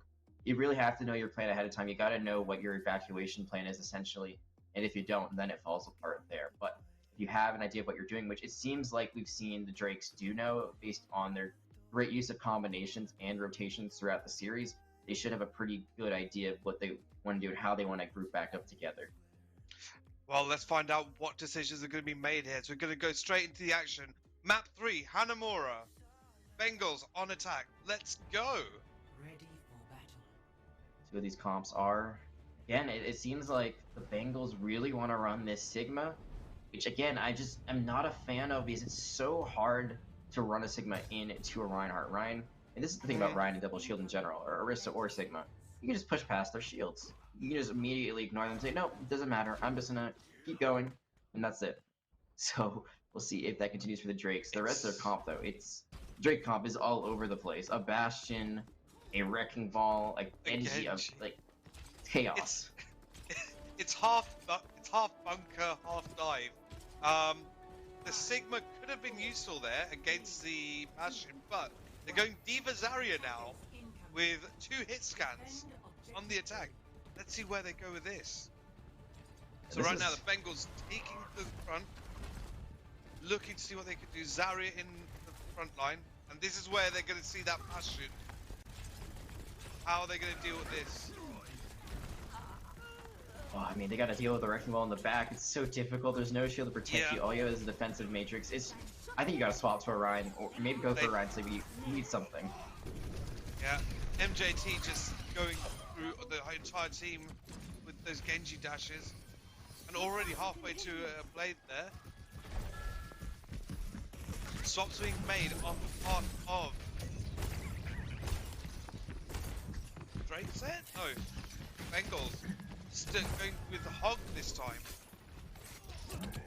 I like this. I mean, it can shut down the Genji, it can shut down the Wrecking Ball. If they get a good hook, it should shut down the Bastion. Like, there's a lot of potential there.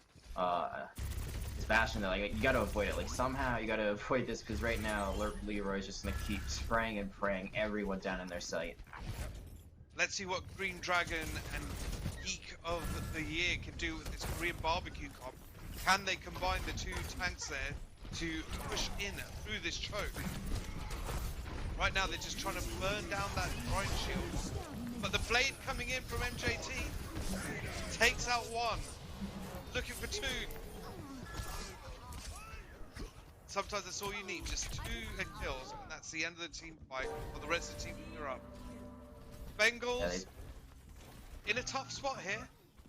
Use the Valkyrie too, so that's 1 ultimate down. They're finally going to swap though to the Symmetra, so this is a good way to try to ignore the Bastion and try to cut across, but there's still no shield tank to protect them, so... Wrath just sitting at the spawn, dropping the mines in front of them and running away.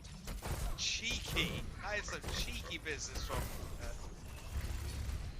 Another ultimate offline, and you gotta see where Leroy is right now, just so far behind. This is gonna be really tricky right now for the Bengals, but they do take out the Mercy on the side of the Drake, so that is huge. Drops some healing.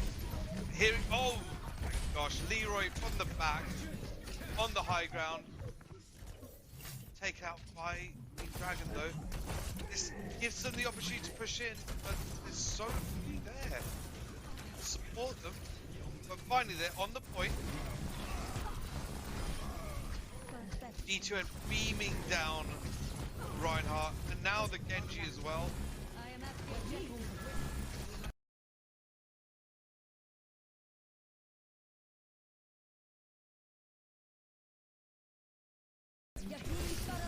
The Nano Blade, or looking for Nano Blade.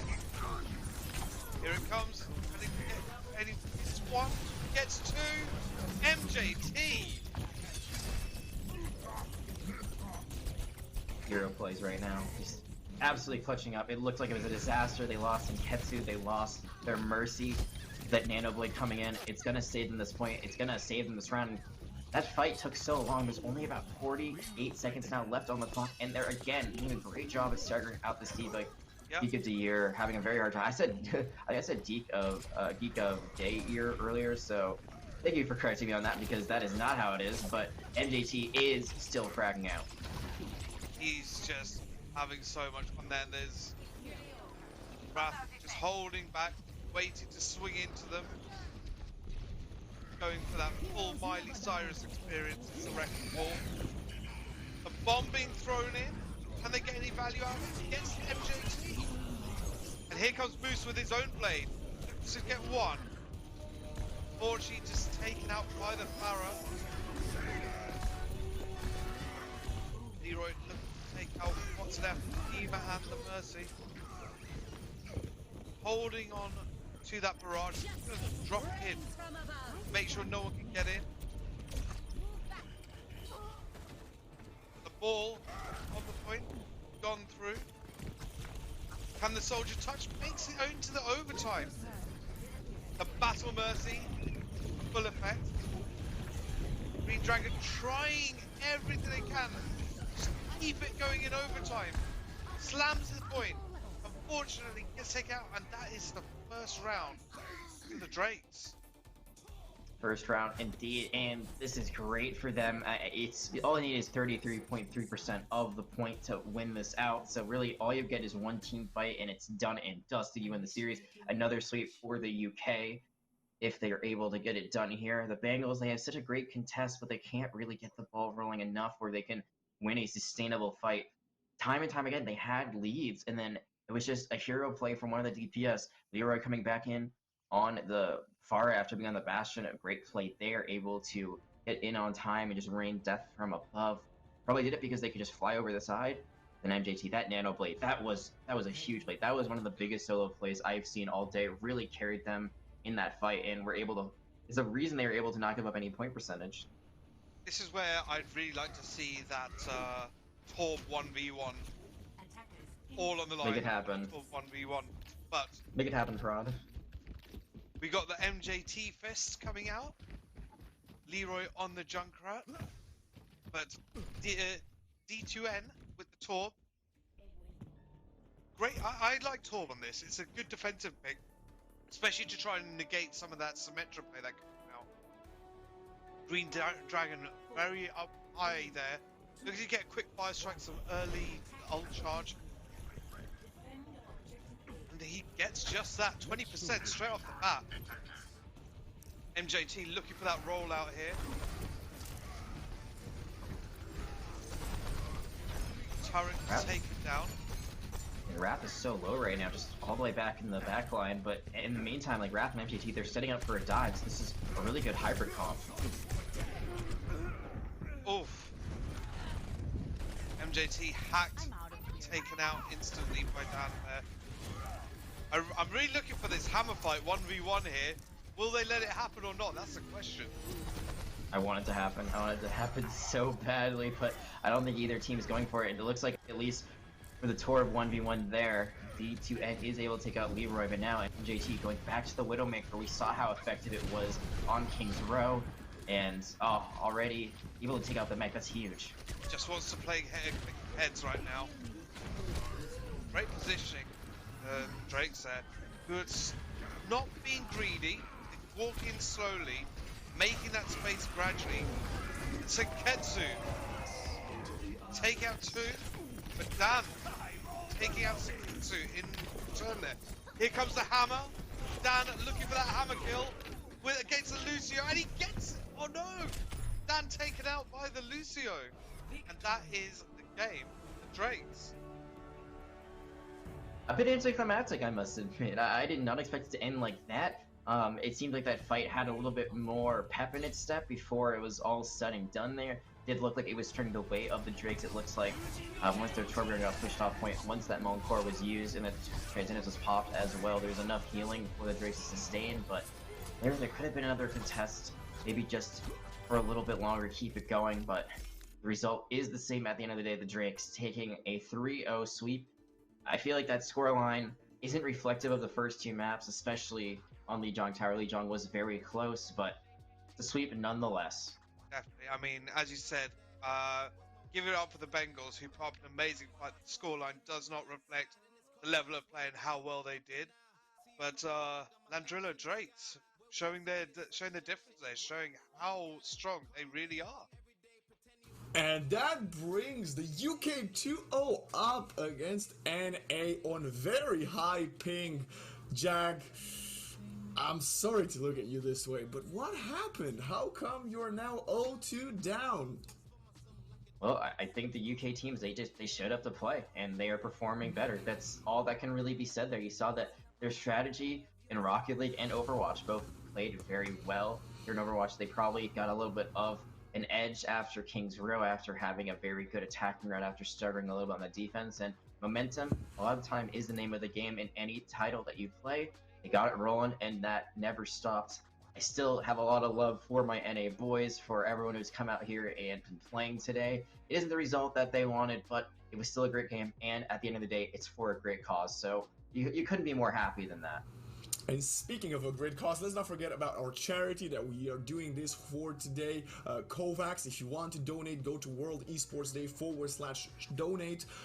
Gehan, you were right. It was a 3-0 victory for the Landrillo Drakes. What can you tell us about the performance of some of those players, especially MJT on that final map? Yeah, I mean, everyone seemed to be so well drilled in what they needed to do, how they were meant to play. The healers, making sure that the tanks were healed up so they could push forward, make that space, and then like MJT, just a clinical masterclass in main tank difference there, just popping off. Like, I for one, once again, got to show it's all about the blade for me. Getting that Genji blade out, all the damage, fantastic to see. Absolutely, and it was entertaining as hell, I would say. I was not expecting it to have such close games 1 and 2. I think you mentioned, Jack, that the Barnegat Bengals came in and they were in top shape. I thought this could have went either way watching those first 2 games. But what do you think was that got to them? Was it still the fact that it was maybe a bit too early, or maybe was it the lack of more experience playing in front of hundreds of people watching? I think the big thing, I mean, nerves is always going to be a part of it. I mean, I know as a caster, I always get a little nervous before I go on air, and then once you get into the swing of things, it goes away. Sometimes it doesn't work as well for players if you're new to being on broadcast and stuff like that. I think the biggest thing is the target focus, and the plays are just a bit better on the side of the Drakes. I think that first fight on Lijiang Tower is a great example of it. They were actually up 6-4. They got 2 great eliminations at the beginning, and the Bengals could not clutch it out. They could not focus down the rest of the Drakes. They couldn't take out that Reaper in particular, and that really came back to bite them a little bit in the rear. And they brought it back. They did great on Lijiang. They did great on Kings Road. They were still able to give it a good fight, but you just see those little differences in decision-making, rotations, and ult usage really made a great, I would say, profit for the Drakes as they took that series. That was one of the most exciting Overwatch games I think there has ever been played on high ping. But I wanted to ask you, Gehan, we were talking about how the UK team might maybe be disadvantaged playing on high ping. Do you think maybe they had an advantage because maybe the opponents couldn't always hit those shots because they might have just, lagged out or teleported back and forth? I don't think so. I think for the Landrillo Drakes, they managed to adapt well. They started off with like what you'd expect. That's classic brawly comp. But then once they started getting adjusted to the lag differences, they were able to go into those comfort picks, those typical hit scan snipers, such as like the Widow choice, things like that. I think it was just adaptation in the end there. Not taking nothing away from the Bengals. Incredible work from them. Again, the scoreline just doesn't do them justice because it did get very close. Like Kings Row, especially towards the end, they could have easily taken it there. But Landrillo Drakes, clinical, decisive, proving why they deserve to win there. And we want to thank both of the teams for taking part in this phenomenal show match. The Barnegat Bengals and Landrillo Drakes. Thank you to all of you, all of your schools from us at British Esports. But that is all for Overwatch, ladies and gentlemen. Gehan, Jag, which ones wants to go first? Jag, you go first this time. Do you have any final shout-outs you'd like to make? I just want to thank everyone so much that were part of this for helping us make this amazing event, specifically the British Esports Association, as well as Garden State Esports and Conference 1, who I cast for regularly in Valorant. It's been awesome to be here with you guys, to be with everyone here in production. I've had such a fun day. It's not over just yet. We still have Valorant coming up, but I mean, it's just an awesome effort to see everyone coming out here, supporting esports, supporting a great charity, and having a lot of fun with it. Thank you so much for having me. And you can follow Jag at JagCats on Twitter, so I recommend definitely going and following him. He did an amazing job with both Rocket League and Overwatch. Thank you so much for your time today. And what about you, Gehan? Do you have any final shout-outs you'd like to make? Yeah, big shout-outs to all the teams that have taken part so far in Rocket League and Overwatch, and also the ones coming up there. Big shout-out to everyone who's in the chat there. Thank you very much for jumping in, the support, the love that you're sharing, and just being active, keeping everyone company. You know, check out Kovacs. Do support if you can. Even if it's a retweet, let people know about the cause. World Esports Day. Thank you so much, everyone. But the day's not over. We still got some Valorant, so you know, stay tuned for that as well. Thank you so much, Gehan. You can follow Gehan at Gehan's_world on Twitter, so go do that. Thank you so much for everything you do for the Overwatch scene in the UK. But ladies and gentlemen, like I said, that is all for Overwatch. We will now be going on a short break, but after that, we will be back with the Valorant game between the Landrill Hydras and the Center Skull Cerberus. Stay tuned.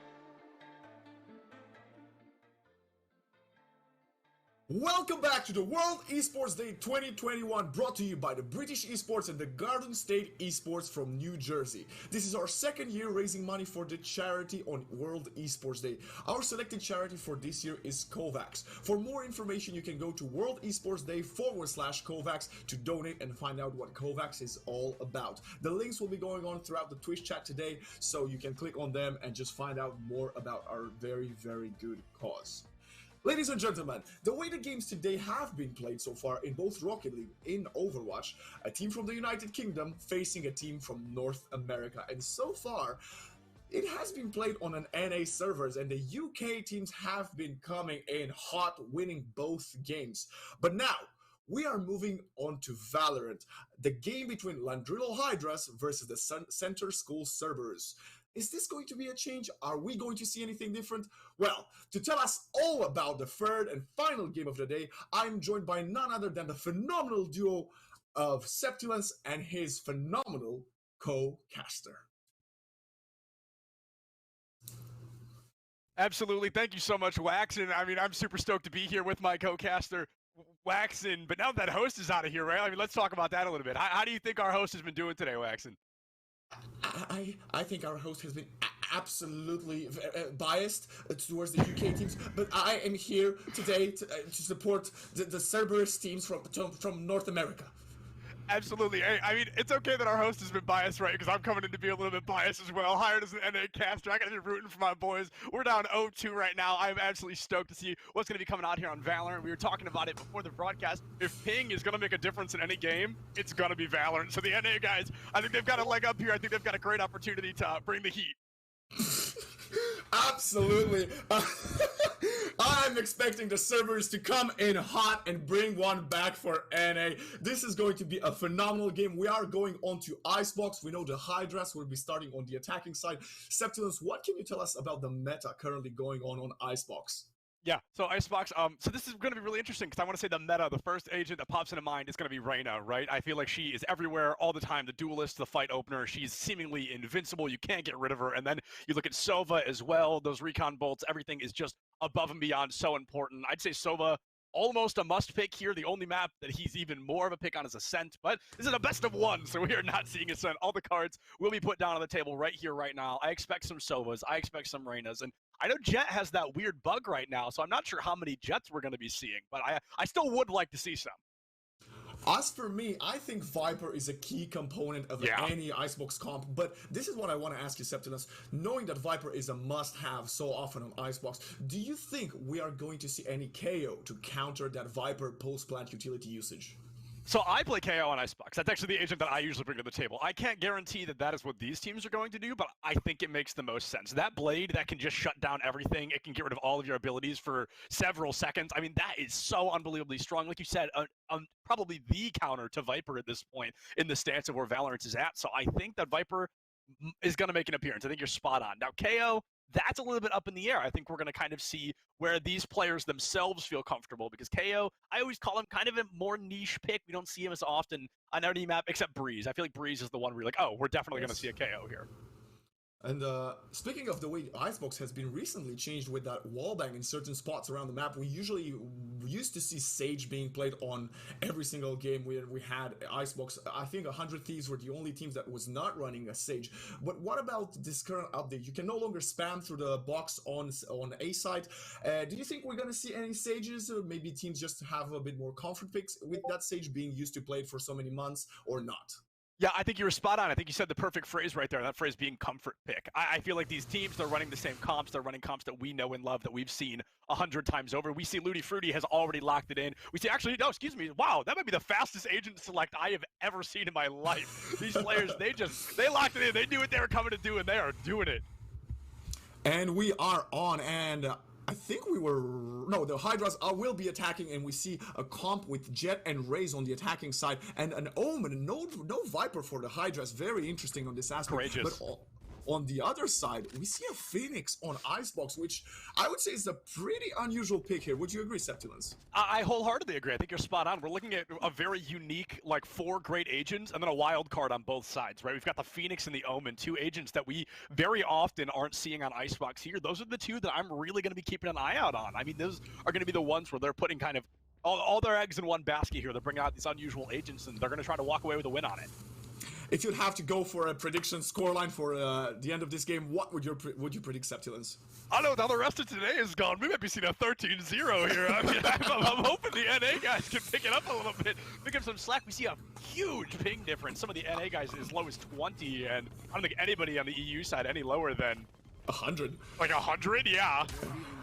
Well, the first one sounds but oh my goodness, Kiko already able to find that nade kill onto DDX Devil. This is going to be an immediate advantage here for the Hydras. Manual Overdrive comes in, takes out Kiko, gets a heal as well. So it's going to be that 4v3, and here we go. It's going to be an Omen, that difference maker we talked about. I thought it was a weird pick, but it's already working well. That Reyna, like I said, a perfect pick as well. Able to make it a 3v2. Looking at a close matchup here with the Hydras. They have got a massive numbers advantage. The spike already planted as well. Can we see if Volted is going to be able to do anything with his overheal 150 armor piece that has a real... Oh my god, what an interesting headshot. That's a 2v2. What an amazing shot. Call that the hospital flick, because you probably got to go to one as soon as you're done flicking your mouse that hard. Might have snapped a couple wrist bones on that one, but now it's going to come down to Landab Baller, who will fall to Jared. The Hydras, they're just keeping that win streak alive, already winning the first round of Icebox. And we saw 3 beautiful kills from the Omen there, and a very quick A-side execute to start the pistol round off. We saw that very phenomenal entry from Kiko on the race with that grenade, with that paint shell, the back of A-side, and that's exactly what opened the A-side for them to get the spike down so quickly into the round. But now we're seeing a force buy coming in from the defenders. Cerberus does not want to lose any more rounds, and I would say Icebox is a slightly defender-sided map. Would you agree?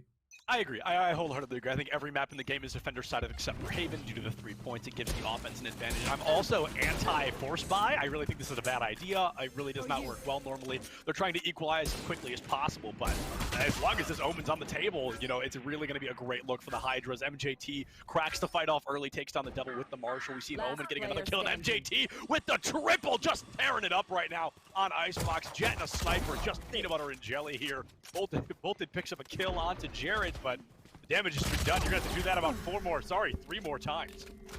We see Volted, the only player to not force by this round, and now getting 3 kills with spike down. 1v2 gentlemen, MJT with a 4th, securing the round. Oh, it hurts. It hurts. Volted was trying so hard, but MJT just... I like the way Scotty said it earlier during the break. These guys are just built different. We have seen that so clearly here. The Hydras, MJT already making a massive play. We saw this Omen as well. SWP just tearing up the battlefield right now. The Hydras, they are looking unbreakable for the time being. And we're looking at a half buy coming in this time from Cerberus, with Volted going for that Spectre armor. So far, the only player to put in a positive score for his team, but some very nice kills coming from him, and you love to see that on the Reyna. Let's see MJT can do anything again with the Marshal. The wall's smart there, but it's kind of put in the incorrect spot, so it falls down, gives MJT that window they need to succeed, and there it is. The Devil gonna fall early here, already giving the Hydras that numbers advantage. Here comes Rito around the corner. This Phoenix has been a quiet one, currently no utility on the table. Speaking of util, here comes MJT with the Blade Storm. Might not even need it at this point, as the Hydras have already found themselves up 5-2. MJT though, able to find a 3K. What is this person? What do they look like at 20 ping? They're doing this at 100. I mean, I can only imagine the ranked ladder that MJT is tearing apart with their bare hands, the way they've been playing right now. And we have Volted again in a clutch situation. 1v5 manages to get one, maybe the second does not manage to go. Spectre maybe swapping the build-up, but gets shot in the back. Talked about how important those wall bangs can be, and that is a perfect example. Just had nowhere to run. Volted, desperate to keep this fight alive for the team. Like you said, the only one positive, only one of 2 players on the side of Center School that has any eliminations. Currently sitting at 6-3, excuse me. And Volted, I feel like we're at a scenario where Cerberus, they just have to enable Volted, right? They just have to make sure that they can play the game they want to, and Cerberus might be able to put a couple of rounds on board. And we're looking at the economy situation for the defender side. Still not very good. We see a Marshal, an Ares, and a Spectre in play. And that's not what you want to see in your 4th round on the defender side. But let's see if Devin manages to get a kill. MJT! Ooh, unbelievable entry. Yeah, MJT so far, you know, with the Marshal, I was seeing a little bit of a body shot bandit situation, but with the Ob, that's the beauty of it. Does not matter if you're shooting the body, it's still insta-kills. MJT already finding 2. I mean, with the way we're seeing this play so far, this might be an ace. We've got 3. Let's see if the Hydras are polite enough to allow the ace to come through right now. I mean, this is just MJT's playground. We see a baller on the Viper here lurking around, maybe trying to get a few exit kills and maybe save his Phantom. But MJT is on a run, coming through the ropes, getting the fourth, looking for the ace. And Jared steals it. Jared! How could you, Jared? How could you? It's a show match. You gotta give him the ace. Somebody smack Jared in the back of the head. He's way too far away from me. I'm on the wrong side of the ocean. But somebody go get Jared. How dare he interrupt that ace from MJT? Still, I mean, MJT 11 eliminations. Next in lobby is 6. This is, I mean, the Hydras, they're looking for an 90% speed run of Icebox right now. This is unbelievable. If you combine all the pings from the defender side, you're getting the ping that Jared currently has. That's unbelievable, yeah. Especially with the performance Hydras are putting on. Again, double Spectre, no operator for the defenders, and MJT is on the run again, getting the entry. MJT is just an absolute menace right now with this op. It was the Marshall, now it's the op. I don't think MJT's even taken damage this game so far. It has been so aggressively one-sided for the Hydras that MJT, misses the first shot, and Wild pulls out a shorty! No! Finds the kill! No! MJT, no! MJT is just farming clips right now. It is clip after clip. Is this the ace we wanted? 15 HP in a dream here. MJT is just unbelievable right now. He puts the knife out. No, don't knife him. Don't knife him. Operator! No! Manual overdrive manages to take MJT out and get him his first death of the game. But now Looty Fruity with a dual Sage versus Sage in mid. Yeah, this round was lost. It's gonna be 5-0. Kiko securing it, saving the operator for MJT. Septulence, you did mention we might see a 13-0. I didn't think so, but it was a joke, and now I'm afraid. I said it as a joke originally, but MJT right now, this is just, I mean, arguably some of the best Jet gameplay I've seen in a really long time. They have come out immediately making a statement, and only 2 deaths. They're currently 15-2, and we're on round 6. Oh, MJT was killed before. That was our mistake. But still currently on a 7.5 KD going into round 6. And I think Cerberus is again on an eco round. What should be an eco round. No, they have forced yet again. Yeah, Cerberus forcing over and over here, really kind of putting their economy in a little bit of a shambles situation. Now MJT has an op, probably not even going to use it, has that Blade Storm at the ready, but can't right-click with the Blade Storm anymore. Only has one blade to get a kill and misses. Luckily enough, that operator on the table, Kiko, with an operator of their own. It is just going to be Op City here for the Hydras. They are farming highlights like no tomorrow. There's another one, MJT getting that Vengeance kill on Manual Overdrive for interrupting that ace last game. Finding the Devil as well. Now, third player on the corner will also fall. There goes the 5th and final, a flawless round for the Hydras. I mean, they're already almost halfway done. Literally, I'm speechless. That's not what I was expecting. I was expecting them to pull some miracles. I was a bit intrigued about that Phoenix pick that so far hasn't worked out. But now Phoenix has his ultimate. That running back is really key, but I don't think he can do too much with a Stinger in hand, though. Yeah, I'm personally, I don't think I've ever used the Stinger. I am very anti-Stinger. I don't think it's a very good weapon ever since those nerfs way back when. But, you know, Rito really trying to find an opportunity here. Currently at, what was that, 0-6, I believe. But right now, I mean, it's so hard for Cerberus to do anything because every round, one of them is immediately dismissed by MJT. And yet another operator entered, this time on the hands of Kiko on the raise, maybe getting the second, missing the second shot. And we see the running back, Rito Dragon with a Stinger running in, does not manage to get one, gets sent back, but Swap again infiltrating, getting a couple, and again Reyna 1v5. Another flawless round, perhaps. Volton has a Sheriff in a dream, finds one. Gonna have to find, you know, just a couple more, and is gonna come out of that rage form, unfortunately, right into the line of fire. Hydra is almost a flawless, but still, they're going up 7-0. They're trying to make the whole map a flawless. I honestly want to see Central School go for a full eco. Stop going for the small buys, the half buys. I agree. I think I want them to come in. Maybe you know, pull Devil, buy an Odin. Try to wallbang them when they're coming through pipes. Let's try to do something different because currently it's not working, and the Hydras are in a commanding lead. Almost, I'm pretty sure the UK at this point is going to go 3-0 in front of NA on high ping, which is not what I wanted to see from today. Yeah, this has been commanding, I think is a good word to use that just a moment ago. This has been very aggressive in the form of the Hydras just steamrolling through Center School Cerberus so far. might be able to find something, a little bit of damage being dealt here and there. The Hydras, they're just constantly on the proper engagement to succeed. It's really been difficult for Cerberus to turn this one around, and the showstopper, insult to injury, everybody's already dead. There's going to be a 5v2. Volton going to miss that shot with the Marshall. And yet again, we see Another flawless. and another hat trick for SWP. 8-0, and where did you put your points in Twitch chat, Septilens? Did you put your points on the center school guys from NA, or did you put yours on Hydras? Because currently, I think we have a lot of people in chat that are about to lose lots and lots of points. I actually did not vote on this one. I did not have Twitch chat open, but if I did, I probably would have voted for the Hydras. I know, scandalous, but I voted for them during the Overwatch thing, and they really kicked butt there. And with the way we've seen them so far, I mean, it's a no-brainer once you realize that there's going to be, you know, an 8-0. If I got to vote at this point, you know, I think I'd be pretty comfortable voting for one team over the other. We have an entry. We have an entry for center school, but Viper pushes through and gets traded back. Maybe they have a resi play. Maybe we can see Riz MJT getting a kill with a sheriff. He still has his blade storm for his third time already. Devil with that Sova Hunter's Fury. SWP TP's behind him, but Kiko takes Devil out, and now SWP just has to plant Looty Fruity. Is now AFK in spawn. Maybe he's disconnected. Maybe you have a couple lag issues. Honestly, Looty Fruity, nothing against them, but I don't think the Hydras exactly need them right now. Up 8-0, we've just seen MJT rolling through every single time. I mean, I think the Hydras can still win a 5v4 with the performance that we have seen so far, and realistically, I mean, I don't think that has to happen. I think Looty Fruity came back just as quickly as they DC'd, but so far, Cerberus, Manual Overdrive, I think the only player to pick up a kill in the last couple of rounds, is gonna be here to try to do it again. I really appreciate Manual Overdrive's crosshair. It reminds me of the old Battlefield days, Call of Duty style. I love to see it. You know, every single player has a different style, and so far his style seems to be one of the better players in his team.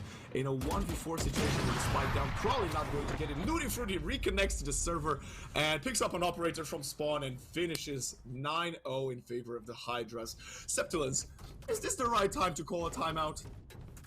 I mean, I think you've pretty much got to at this point, right? You've got a timeout under your belt. You can use it, kind of shake it off, look at it as a GG go next. First half, not going great. Might be able to pick it up in the second half, but I think if the Hydras walk away with a 12-0 across the board, realistically, I'm not sure what Cerberus would be able to do in that second half. But keep in mind, this is a show match. This is for charity. World Esports Day /donate to donate to Kovacs. And look what the Hydras are currently doing. They are running a pistol round in round 10.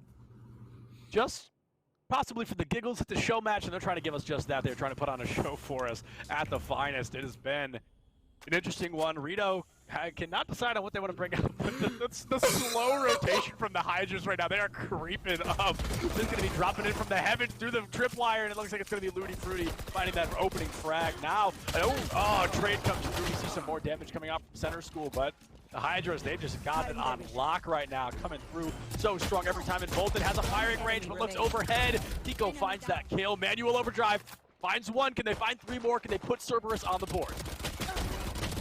Oh! 24 HP to Dream. That stage is crit, but no. MJT comes around the back, and the Hydras hit double digits.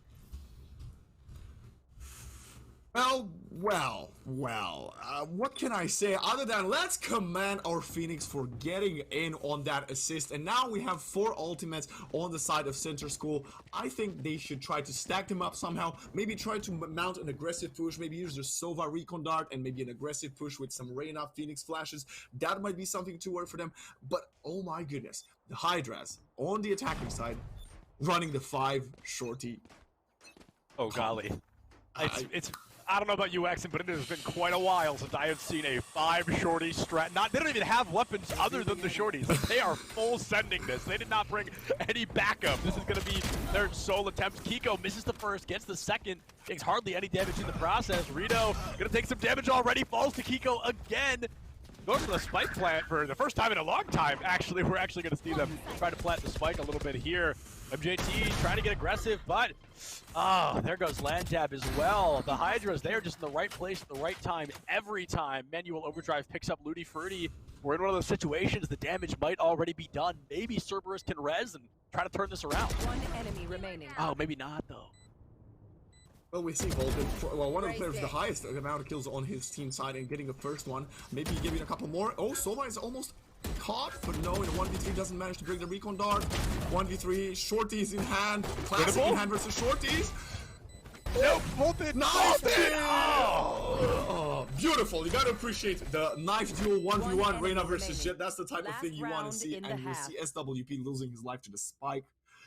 I die. You know, at this point, that hardly matters. They do have max credits in the game, but MJT with a very clean knife play at that. That was definitely a flashy one for the highlight reel. Now it looks like the Hydras, I think they might be going for that quintuple Odin strat. It's been quite a while since I've seen it, but by golly, the firepower that's about to come out of this team, this round could be over in like 4 seconds. We have the 5 Odins. I don't know if they were listening to the stream with the delay. I said I wanted an Odin, and oh my god! Oh no! The Sage Wall in spawn. Yes, I'm all here for this. Let's go, UK. 5 Odins, baby. We asked for a show matchup. We have gotten a show indeed. The Hydras right now, they are giving us the strategy of a lifetime, waiting for somebody to approach mid, and they are about to have a very rude awakening. Bolted the first to find out exactly what the Hydras have in store. This is phenomenal. This is what I want. Center School Sova Hunter's Fury ulti at the opponent's spawn. Oh, could you imagine? Yes, that would be phenomenal. Oh, Landab about to get a very rude awakening as well. It turns the corner, does not get to do much else. MJT finds that kill. 5v3, the wall goes down. Now Cerberus, they are going to get another rude awakening as the Hydras are officially on the move. We hear the soft step. They're trying to make absolutely no noise. I don't know. I so badly wish Cerberus had a showstopper in hand. Crouch walking all the way to A side, and look, the guys on the center school think it's a B hit. Only Sage holding it alone. This is going to be an A hit. That's okay. We see an Omen TP on pipes and knife in hand, Odin in hand. No Odin skin. I do not like that SWP. I am so sad. But manual overdrive gets the first. He can go maybe mid and res his teammate. He opts against that. And look at Jared crouch walking, spraying with the Odin. Down. Yeah, the crouch walk Odin strat is a really entertaining one because there's absolutely no idea that any of these people know where they're going. They don't know where anybody on the side of the Hydras are. And now Cerberus, they're going for that background flank, but realistically, the run it back could make a difference here. Rito might be able to get something, but actually may run out of the run it back before they can really do much with it.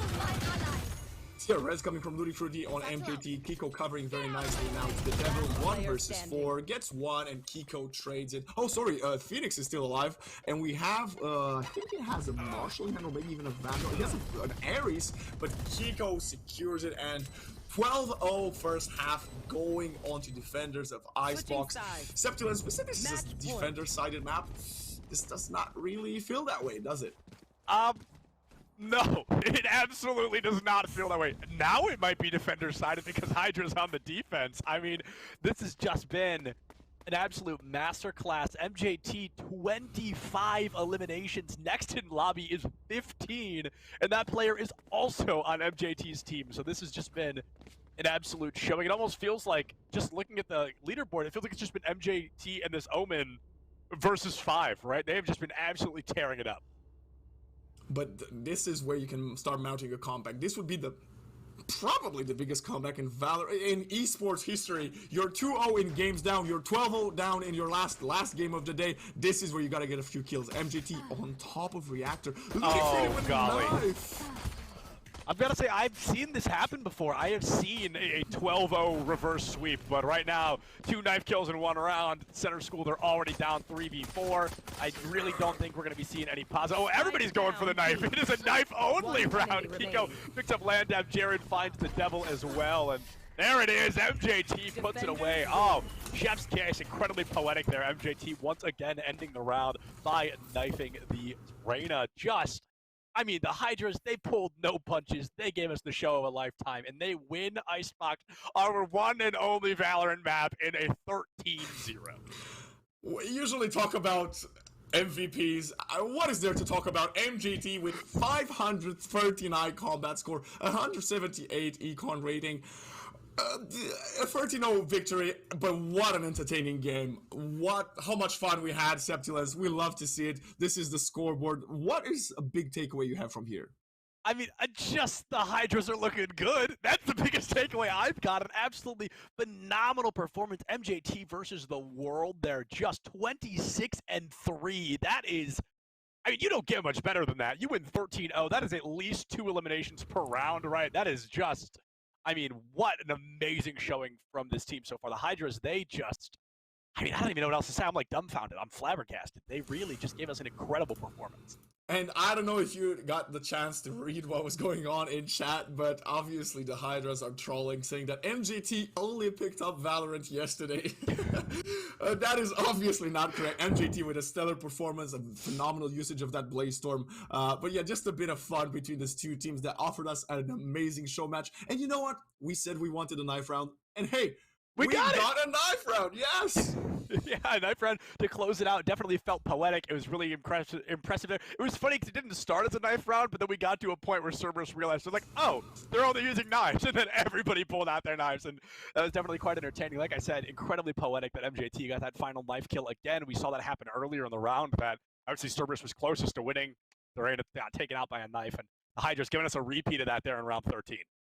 And we have to say, again, want to thank both of the teams and both of the schools for taking part of this, because it was all under a great cause for World Esports Day 2021. And it's none other than COVAX, who is trying to get money to provide equal vaccination opportunities across the world. So thank you, both of you, and obviously all the other teams that took part in today's game.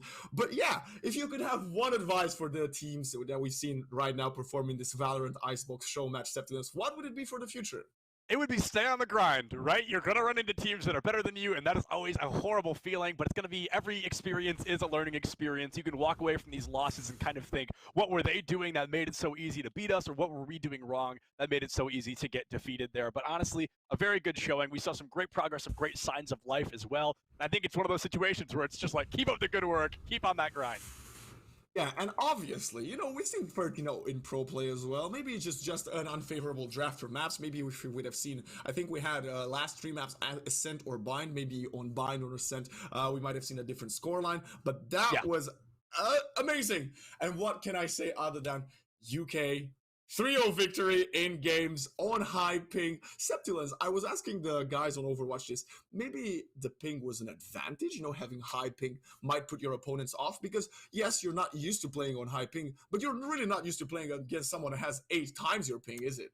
Yeah, no, it's a bit of a double-sided sword there, because if you can make it work well, I don't disagree. If you're rubber banding around the map, it's going to be really hard to shoot you, right? I mean, that's going to be much more difficult than standing still, but at the same time, they've got to modify their own aim to be playing on, you know, 130, 160 ping. So it's very, I think it comes down to each individual player. If they can still aim well, yeah, that's an advantage. But if their aim is kind of falling a little bit short, a little lackluster, which, to be honest, we did not see from the Hydras today, then I would say, you know, the ping is a bit of a disadvantage.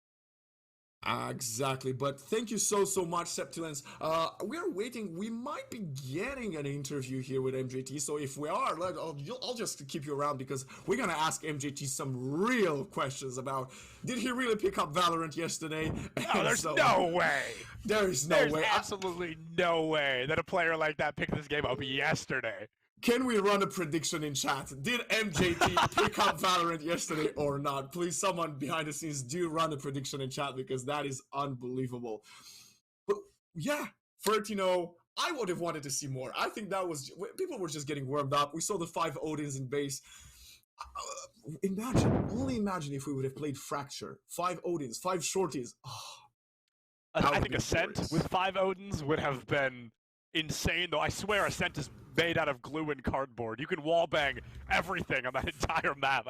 So to see 5 Odins would have been quite the masterclass, so to speak. I really think that would have been a fascinating choice. So we have been confirmed. Apparently, we will be having an interview. So, what question would you like to ask our winner? You know, for the final game, the final series of the day. What would be your first question for him, Septilens? Let's think about some questions. I'm gonna ask MJT. Just what are you doing before matches to be hitting aim like that at 140 ping, dropping 4Ks, 3Ks almost every round? I can't even do that on 20 pings. I gotta know what MJT. I gotta know what their warm-up performance is like. That is insane to me that they just did so well on nearly 130 ping. What gaming chair do they have? Do they practice Yes! on typing? Yeah, ask the real important questions. I'm gonna ask them what else they're gonna do on World Esports Day. Actually, I'm gonna ask you, Septimus, what is your plan for the rest of World Esports Day? How do you plan to celebrate? Well, I think I was thinking about taking a nap before I did anything else, but it's almost noon, so at this point I'm gonna stay awake. I think I'm gonna play some Overwatch, probably some Valorant later as well. I'm super excited. I'm more of a single player guy, which is weird because I talk about competitive esports for a living, but I just enjoy those single player games. So maybe I'll enjoy watching something else or giving something else a try. Either way, I am above and beyond excited just to enjoy World Esports Day. I think that is super cool. I think that's a really entertaining thing, and I've been tweeting about it all day. Subtle hints. My Twitter is the tag directly below me if anybody wants to follow me over there. I think I'm a pretty funny guy, so I mean, I don't know if you guys want to drop a follow, but might as well plug myself while I've got time. We had the chance to see Jag on stream for a second, but we will not be being joined by Jag. We are joined by MJT from the Landrillo Hydras, our winners of the Valorant game. We should be joined by MJT. I assume MJT will be making an appearance in just a moment if they show up. MJT, if you are here, feel free to just interrupt us.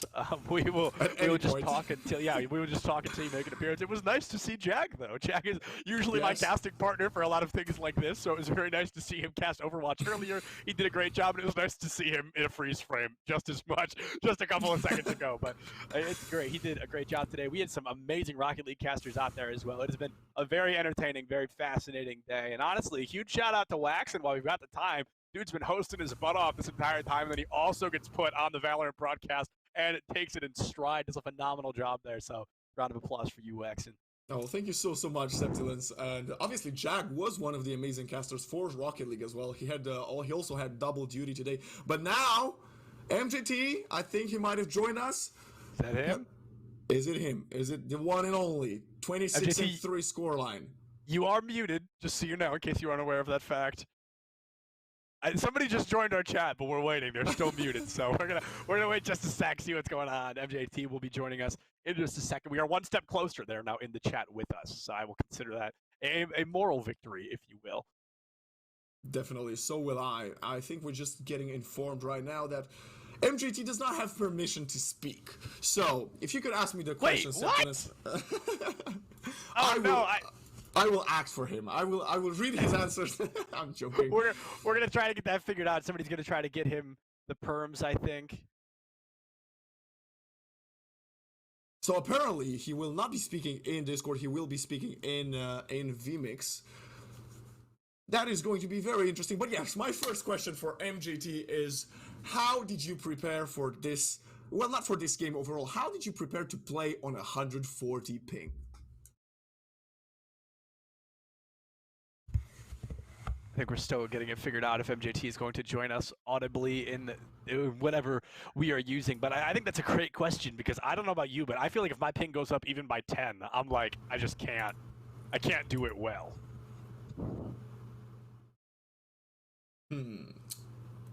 Very interesting. Let's talk about the performance of some of the players on Center School.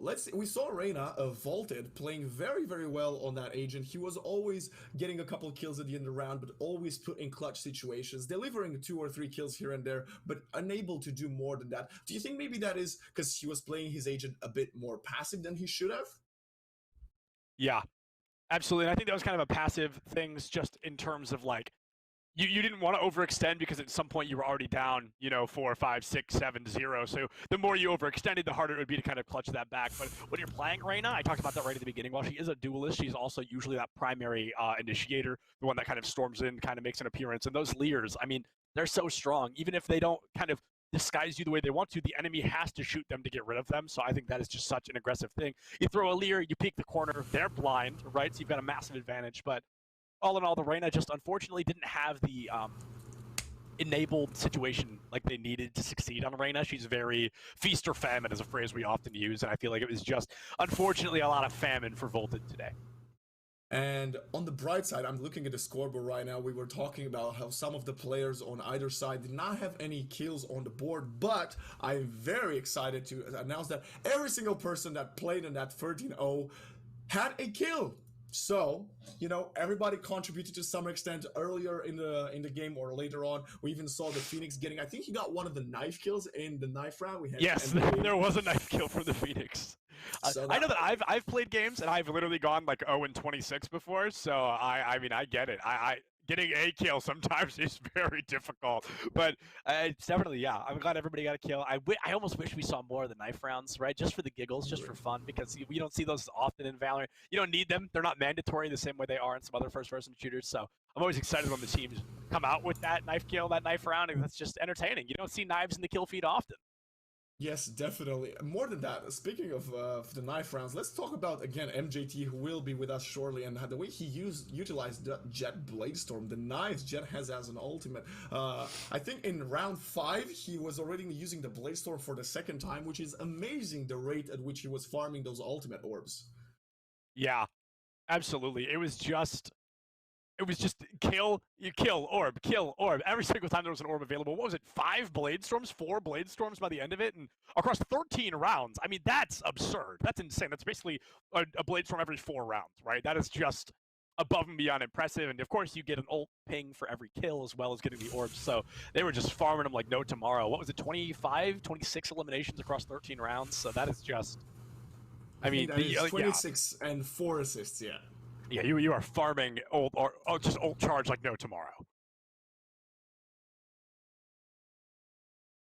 But also, he was not alone. We keep on mentioning MJT, of course, but then Kiko on the Raze, SWP on the Omen, even obviously Jared and Ludi Fruity were still doing amazing work on those Sage and Sova. We see them both with a couple of assists. Ludi Fruity with 6 assists on Sage, so he was contributing a lot to it, those heals and the reses that were going on. But I'm so excited. Honestly, I want to see more from the Landrillo Hydras. I hope they will be taking part in the British Esports season. And more than that, even from Center School, I want to see them taking part in the CF1 NA collegiate tournament, because they're a team with potential. We saw them maybe have a bit of an unlucky game, but the more you play, the more experience you get, the better you will get to play. And maybe some nerves got to them. They had the chance to play in front of hundreds of people watching, and with more experience, maybe the scoreline would have looked slightly different.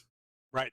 Absolutely. Now, I like to think I'm rather well-versed in collegiate esports here, at least in the NA division, right? And my favorite teams, as I'm sure a lot of people feel the same way, are always those teams where we get to watch them grow over the season, right? It's those teams that they start rough, things are a little bit shaky, but as each week goes on, they make these improvements, they make these small changes, they get better and better, and that's always just like the chef's kiss equivalent of some teams. I absolutely love to see it, and I think, unfortunately, due to some tech issues, we're not going to be able to get that interview figured out, which is unfortunate, but as is the way of live production. Well, if we don't have an interview, let's do. We didn't have any interviews for Rocket League or Overwatch either. So Septilence, for your previous casters from NA, I give them the chance to get a hype up speech before the game. Now I'm gonna put you on the spot, and I'm gonna ask you to have a quick 30 seconds talk to your teams. They lost, but they will keep going forward.